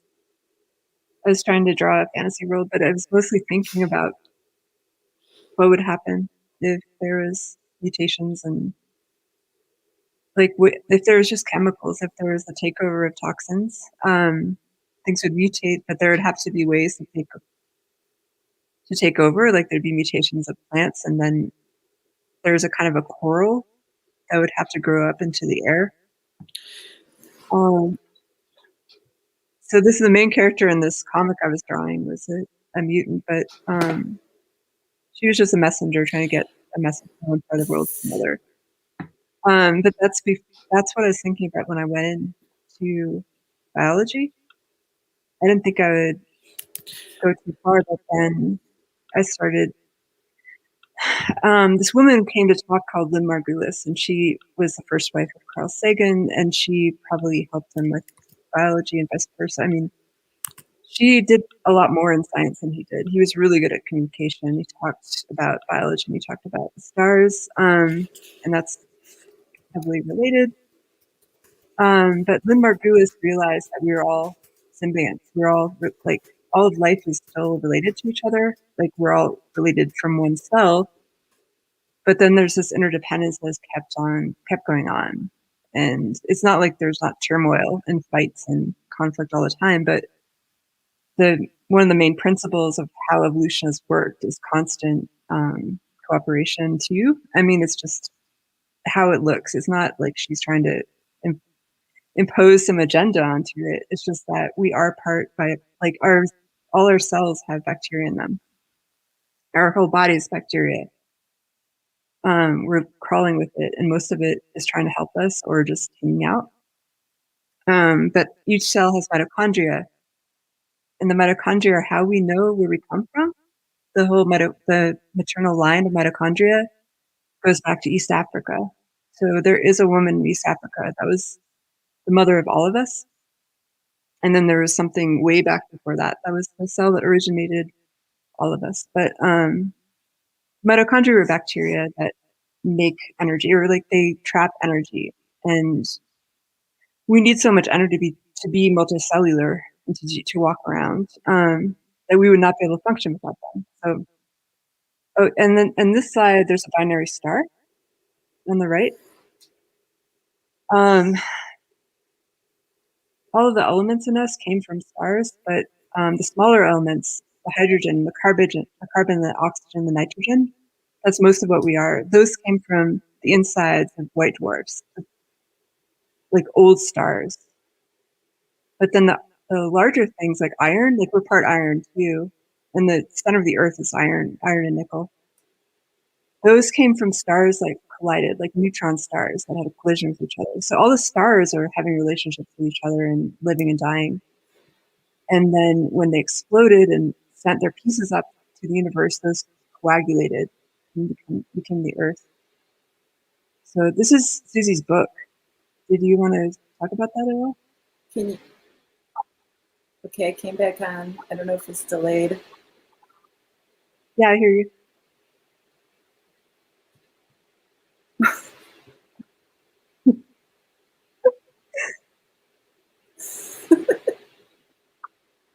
So this is the book you put out recently, right?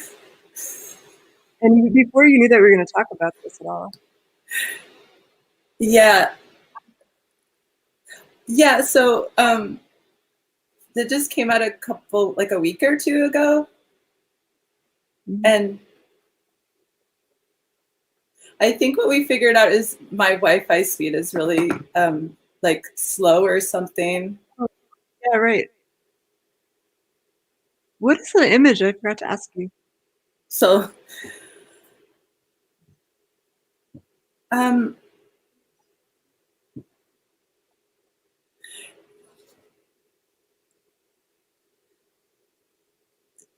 but yeah, so I was just adding this because you and I had been talking about the center of the earth for a really long time. Mm-hmm. What's the image behind the text? We can move to the next one. Okay. It's just some rock formations that I took in Sedona. Mm-hmm.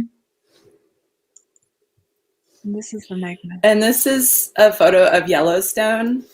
So that's it's a geyser and some magma. Oh, God. And there's some rainbow in the background. That's just the water. No, but it's bacteria. They make that, but I don't know which ones. I'm sorry, this is so fucked up. That's fine. This is disappearing. This is just a transitory thing. I mean, I'm supposed to be an expert. I've been studying bacteria for 15 years, and I'm not at all an expert. No one is. And also, I mean, and seriously, no one knows what bacteria are or do, and except that they create all life. But some of them make rainbows. That's all I know. I don't know which one. And this is so fucking beautiful. Oh, that's amazing. Just like the little pieces of blue, around the geyser part. So yeah. So in Yellowstone, a lot of the geysers have changed colors because of climate change.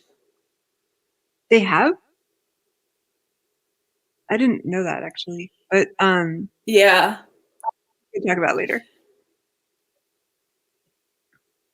Because so the it's bacteria, like some of the bluish colors in the geysers and the green are now turned yellow.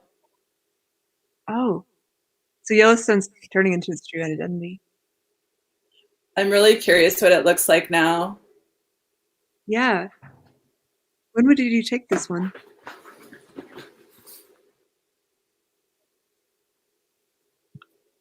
I took that a while ago. I took it in 2011.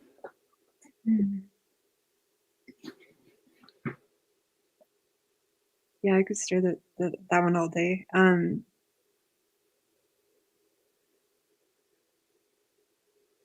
Yeah, so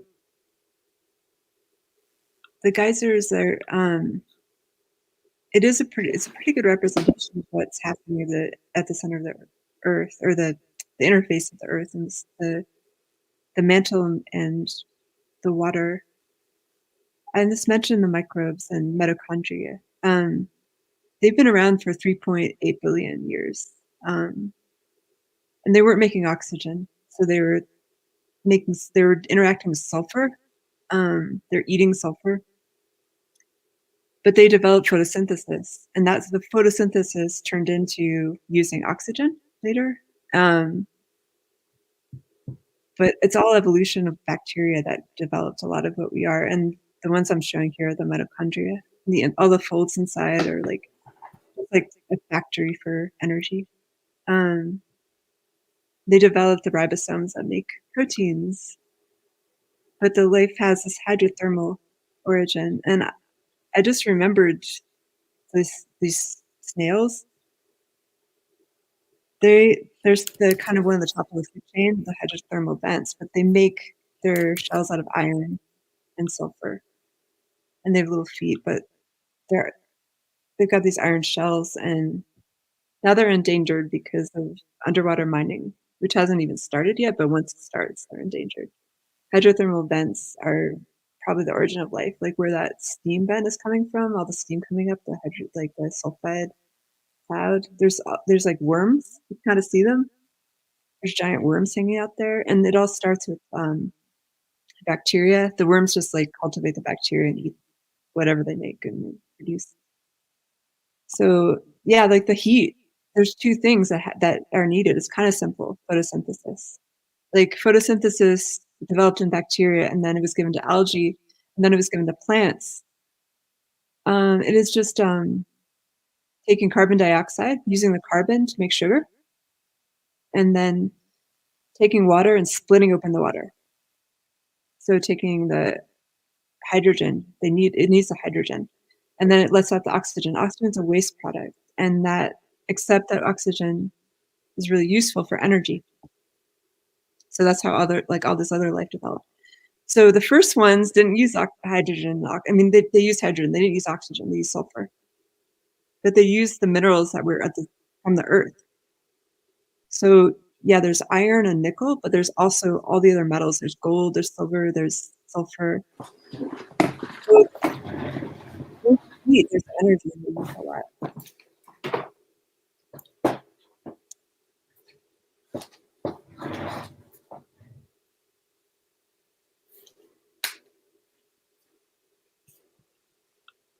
Are you there, Susie?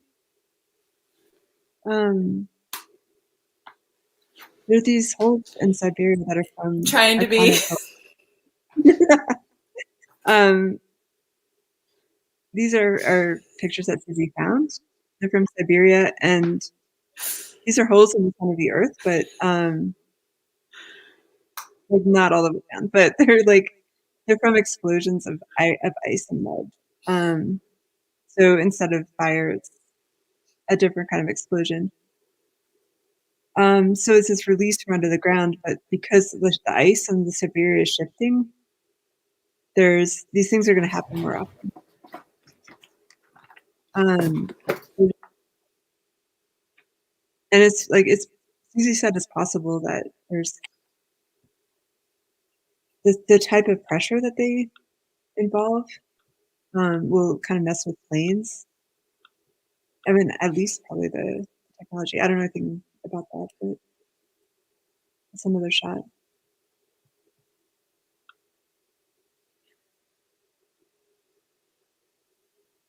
This is one of Susie's photos. The last ones are from the internet. This is a microbial mat.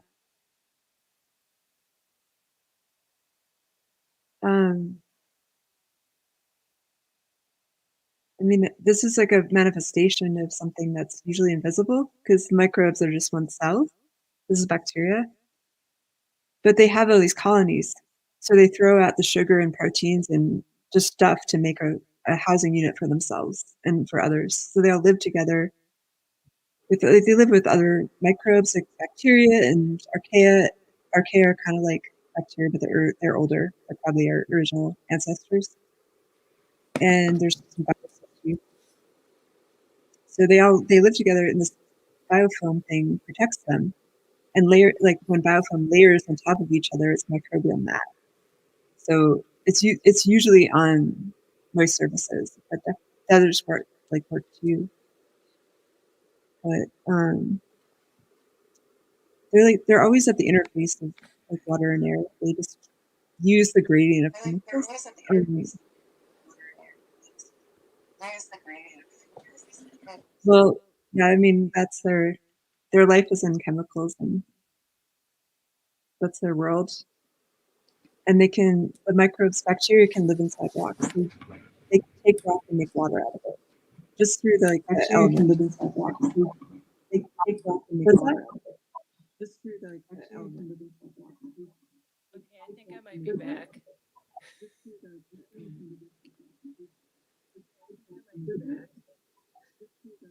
I don't think I can hear you. I don't think I can hear you. I switched to a different computer. Have to mute this. Computer. Have to mute this.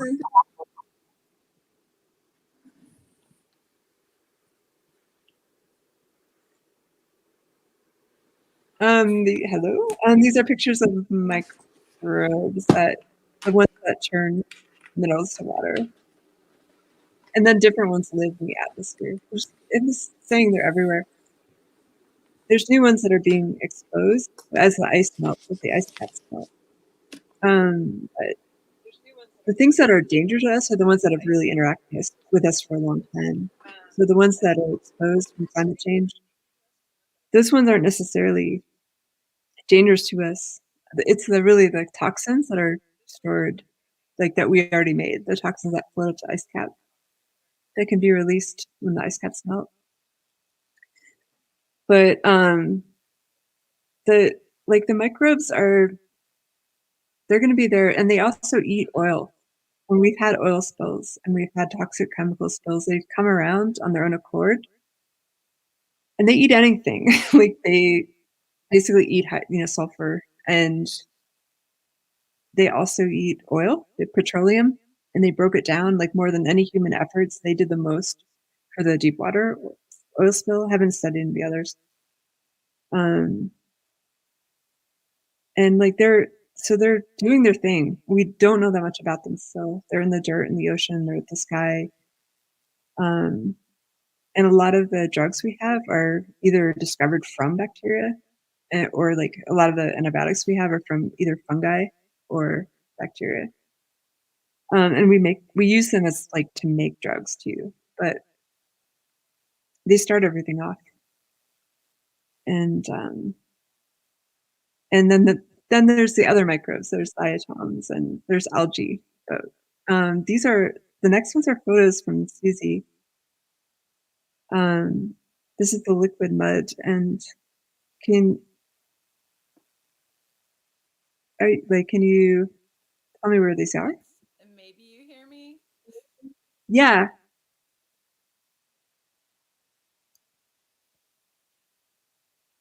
I can't hear you now. Okay, it sounds a little less delayed. Yeah.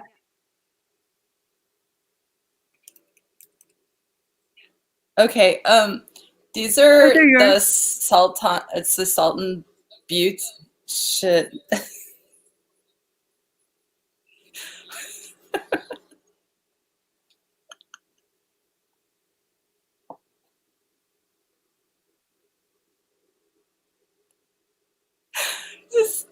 I give up. I don't know what the fuck. No, yeah. But why is the part of it liquid? Like, what is this? Where is this?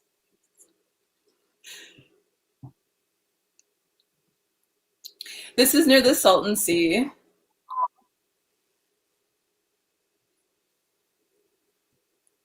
And I don't think we have this, like, we have some words on this too, but it's not in the right order. I love the cracks on this.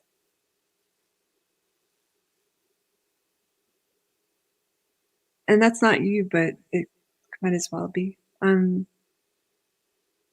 Is this still the Salton That Sea? was at Mono Lake. And yeah, we have some information on this.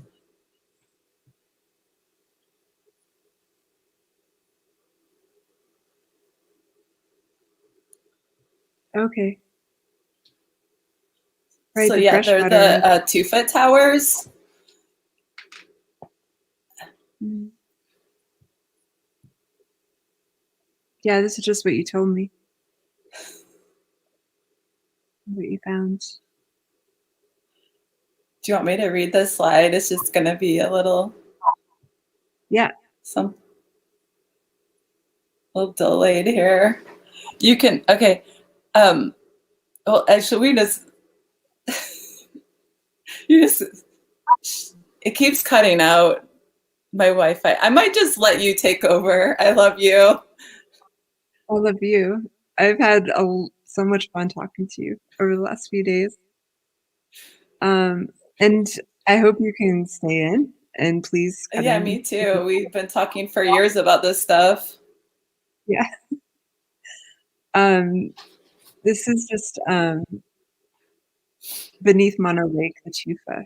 And I didn't know much about this, but this is another interface. The water, the fresh water has calcium, and the lake water has carbonate.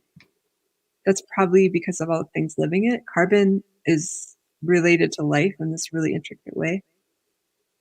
And there's this chemical reaction, so limestone grows. Limestone is from life. Like all these fossils that kind of showed that evolution was happening were caught in limestone.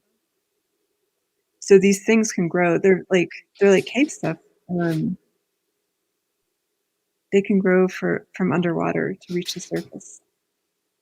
So these things have been growing underwater. Like some of them are just on the surface, but they're often like 30 feet.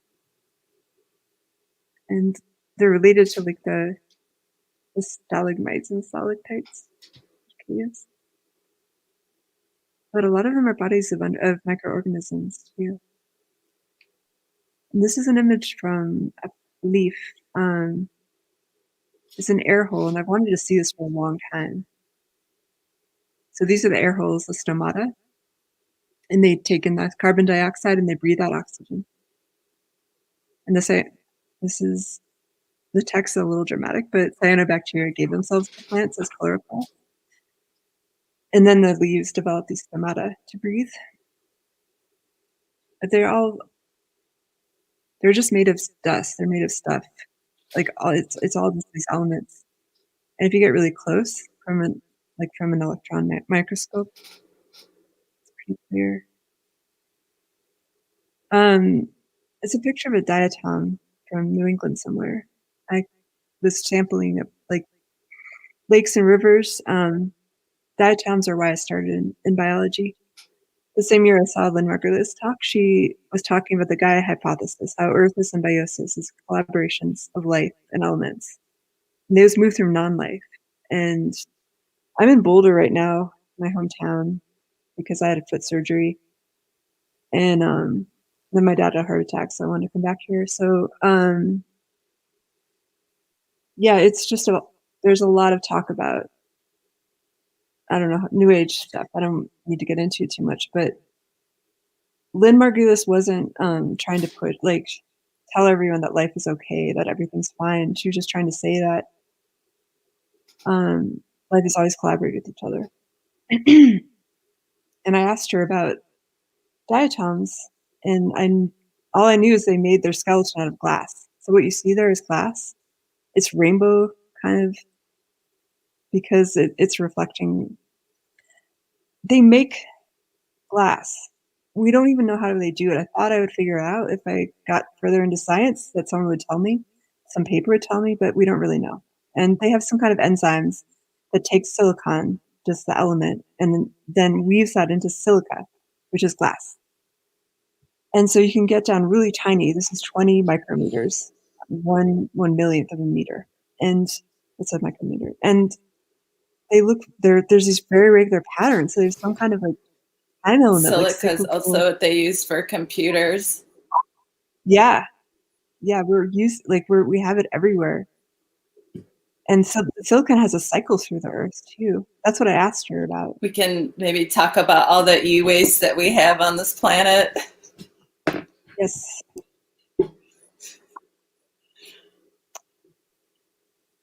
It's like fields and fields and miles of it. We could build a whole new town. Mm-hmm. Yeah, if we found a way to take it all out, like we had collective will to do that, we could build a whole town from it. I'm hoping that they can reuse some of it into useful purposes. Mm-hmm. Yeah, and it's still just elements. It's part of the earth. I think it's just this sort of I've had it. I don't know. Like, there's no way to think about it. Like, we just know it's waste. We don't know what it is. We're not interrogating it. We're not like looking through it. I mean, some people are, and they're using it and recycling it. But that's what nature's doing all the time. That's what Lewis was talking about. There's all these cycles going on of elements. But a lot of the recycling is sitting in giant fields. Mm-hmm. Yeah. So I think it's like only like 20% of plastic is actually getting recycled or something really sad. Do you know what glass it is for glass? I'm not sure. I don't think glass it's working that well. I'm not totally sure. Aluminum, I think, it's easy to recycle, and it's just an element. Like aluminum's one of the ones that it's a single element. Glass is more complex.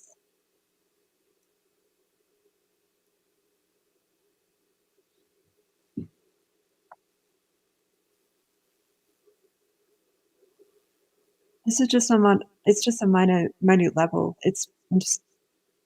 These are diatoms. And I don't have pictures now of what they look like when they're live. These are the ones that are sprayed with this gold atoms, they're coated with gold atoms so that they can be photographed. And these are air holes so they can exchange gases and nutrients with their environment. But they're algae. They're like seaweed, but they're one-celled. And their algae, their chloroplasts are different. So they're actually, sometimes they're sort of part animal too. They've got this nitrogen stuff that only animals have. So a lot of microorganisms are part plant and part animal. But when I started learning about them this first year, That's a really beautiful slide. Yeah. They have this regularity. But yeah, if we descended from them, we might have glass skin, and we might be able to photosynthesize. I don't think this is plastics, but it's just among some minerals. But the fact that it is life made it invent this pattern. This is one of Suzy's photos. I'm not sure. Is this algae? That's the travertine. Oh, it is. It was in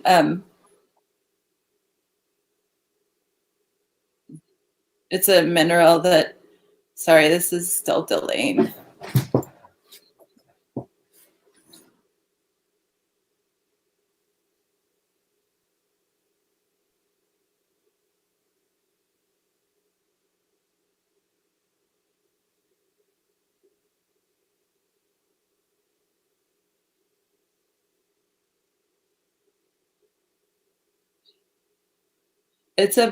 Oh yeah, here is the same. It's also travertine hot springs here.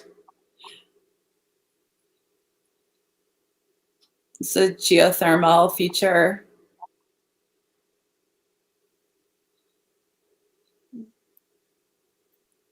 Yeah. I don't think we talked about the geothermal energy, but I don't.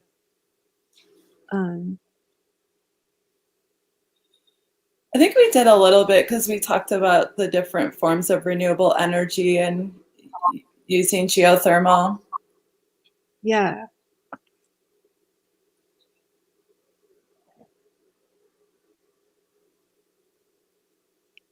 Where are they having So at the mud pots from a few slides ago, it's that's used for this geothermal electricity generation. These plants are using the power. Oh, and that's a plant in the background.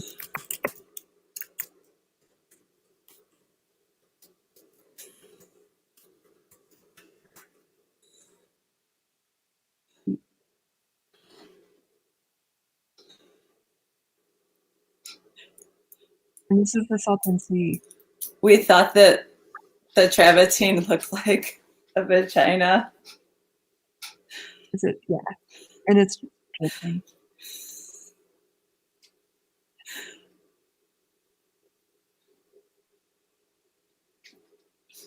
A green and yellow one. I'm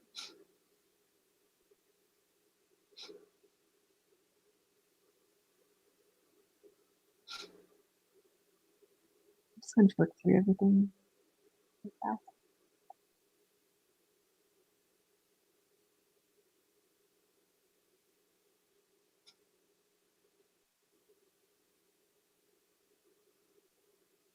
Okay. All right, so we're almost done.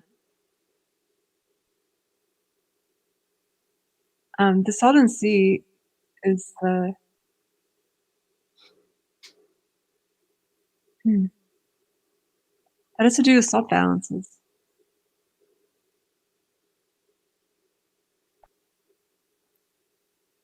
So the fertilizers came down from the areas people were living in and drained all the fertilizers from people's lawns, I guess, through the river.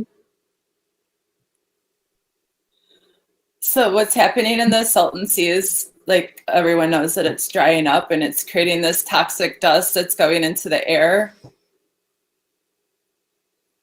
Yeah. And it's polluting people in the surrounding area, and it's mostly affecting Latinx communities, which is really obviously terrible. And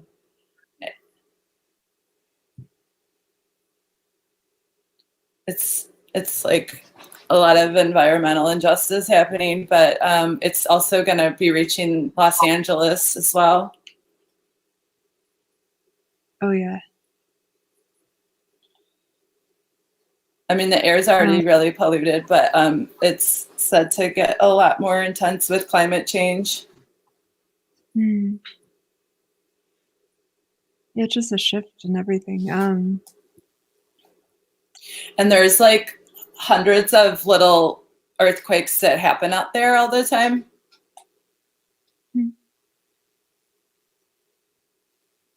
I mean, not all the time, but often. Is that new?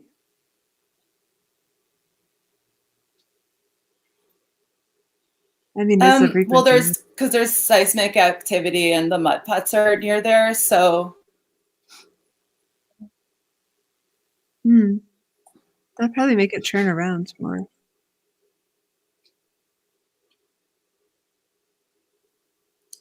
So if people can read this, they're just saying that this, because it's like Salton Sea is like one of the biggest environmental disasters. And there's just a lot going on ecologically and geologically in the area because of the salt water and also the volcanic activity.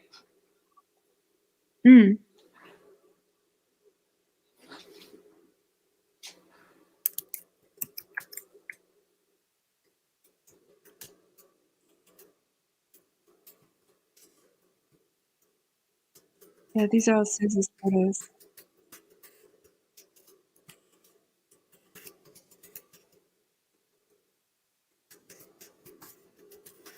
There's somebody that balances. The guy hypothesis is about self-regulation that happens, and it will happen.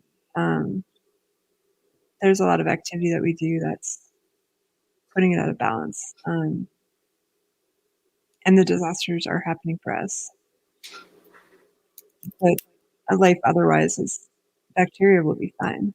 There's always going to be life. I mean, as far as we can conceive of it. But the oxygen has been, for the last 2.5 million years, we've had about a steady amount of oxygen.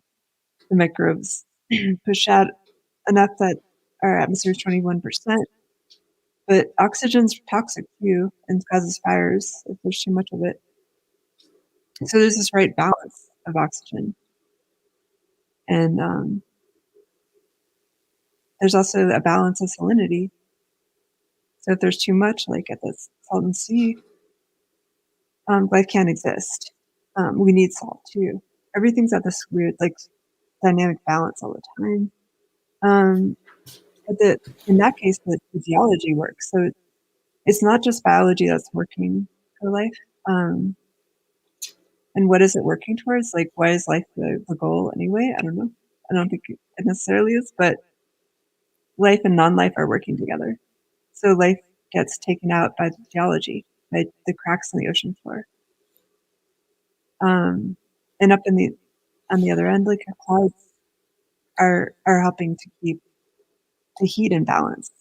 And that's actually controlled by microbes too. So the algae are like the one-celled plant-like microorganisms that are responsible for a lot of the oxygen, huge amount of the oxygen, maybe more than rainforests. Diatoms are a huge part of them. They also can emit a sulfur, and that sulfur can rise up and condense for raindrops in the clouds. So there's a lot going on that we don't really know about. Like the point is to keep on this like track of collective knowledge. Like no one person can ever get it. Like it's just a small piece of it, and anything you think you know might be proven wrong, because you can only prove things wrong in biology. There's nothing that's right that's going to be continually right forever, but there is collective knowledge, and that like the theory of gravity and the theory of evolution just means that it's just been seen so many times by so many eyes that there's this sense of truth about it. There's a sense of truth about gravity and electrons and electromagnetism, and there's this sort of repetition of how things work. There's all these patterns going on that like we can't track everything, but we can see enough that it's like it blows my fucking mind every day. Like I don't know if I ever believed in anything, but when you see the patterns, they're just kind of Yeah, I think the thing that you and I would always connect on was talking about how life would always continue on Earth. Mm-hmm. Yeah. Like how like climate change is happening, and we're facing, as like difficult as it is to talk about and understand, that we're facing extinction.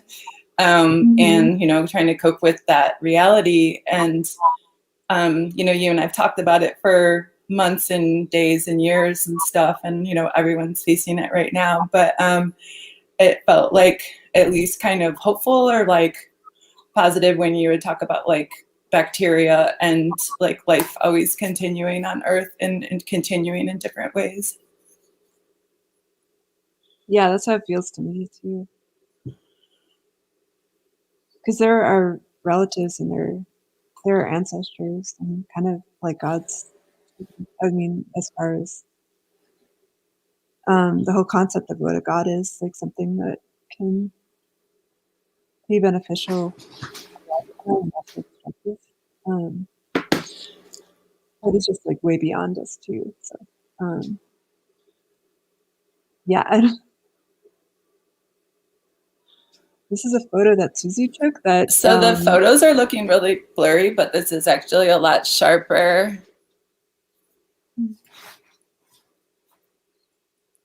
But this is the bioluminescent waves, and I looked it up, and I guess they're happening right now in LA or in the LA area. Yeah, I saw that too. And I'm going to take these headphones off so I can try to form a sentence and not interrupt myself. Is that cool? Yeah. Okay. So this stuff was really interesting to see, the bioluminescent phenomenon, because it happens all over the world, and I don't know if anyone's ever gotten to see it, but basically this is due to the warming of the ocean and the increase of phytoplankton washing ashore, and basically it's like these light-eating molecules called luciferian. which is I know that we both thought that was a pretty entertaining name.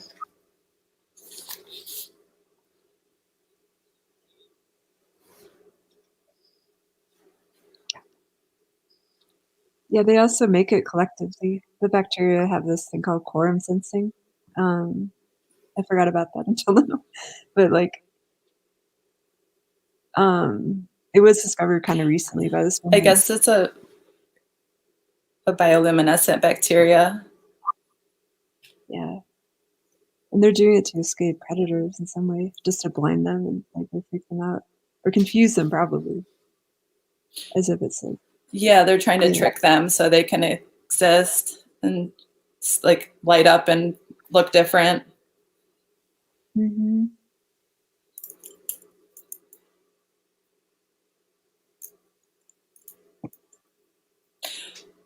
But when I was taking these photos, it was really hard to capture because it was kind of looked like the Aurora Borealis, like it was moving through the ocean in like this kind of like snake-like pattern. The light would kind of just like move really quickly and then disappear. I don't know if you've ever seen Aurora Borealis, but it kind of looks like that, where it shoots out light and then it kind of retracts. It's really beautiful, but it looked like that in the ocean. But if anyone's in the Southern California area, they could go drive and see this now.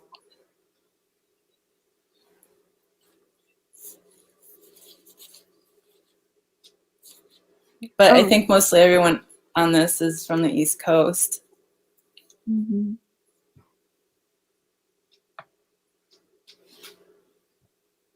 Yeah, the rest of the slides aren't really tightly curated. I mean, I didn't. This is just this is from a volcano though, and I'd never heard about this until a couple days ago, until you told me. But there's lightning. I think we just liked it because of the lightning that shoots out. Mm-hmm. Like, this is actually from the volcano. Oh. All right, this is okay. This looks like a face to me. Good nerve network. Yeah, I mean, that's just like completely insane. Yeah. It is. And there's not much more. If there's any other size, it's like, oh, the one side. Cybele, have you seen a volcano? Mm-mm. I feel like I have, but I think I've just thought about them. Have you? I'm gonna stop sharing this. I mean, I've just been to the geothermal features and the mud pots, but I've been wanting to get to Hawaii.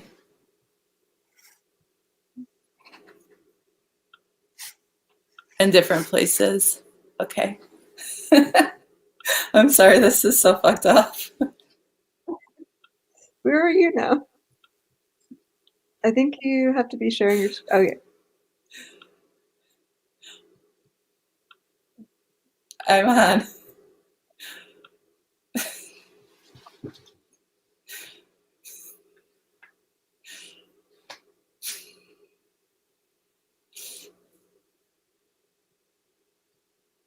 I don't know. I think that Jeremy said that Cube was having the same problem, something to do with the Wi-Fi connection. Yeah. I mean, you can sign out.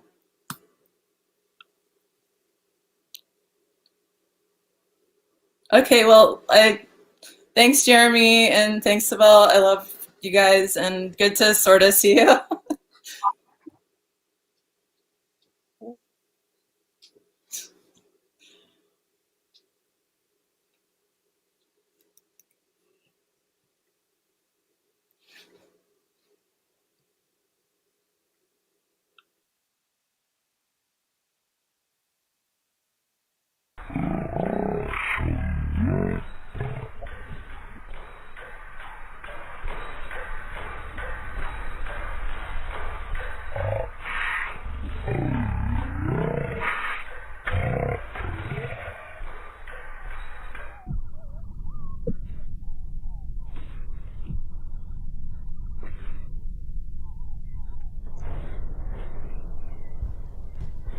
Thus concludes this week's episode. So this week will be unique in that it won't be archived. If you saw it, that's it. That's the end. Forever. So I would be... I don't even know if I can be heard. I would be remiss if I didn't mention this show that's happening tonight. On the astral plane, you can see these artists perform in your dreams. All you have to do is will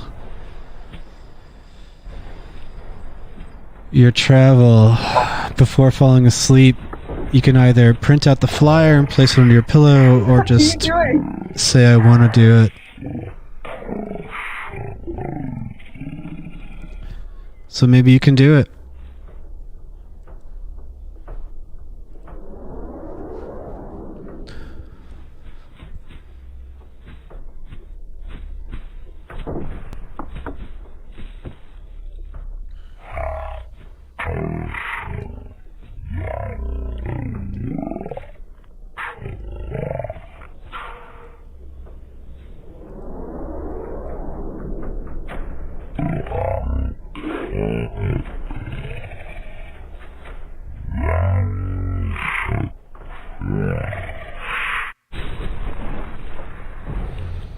In any case, thanks for tuning in. This is rather marathon. We'll see you next week. This time, probably at 8 o'clock. Peace to the diehards out in cyberscape. Cyberspace.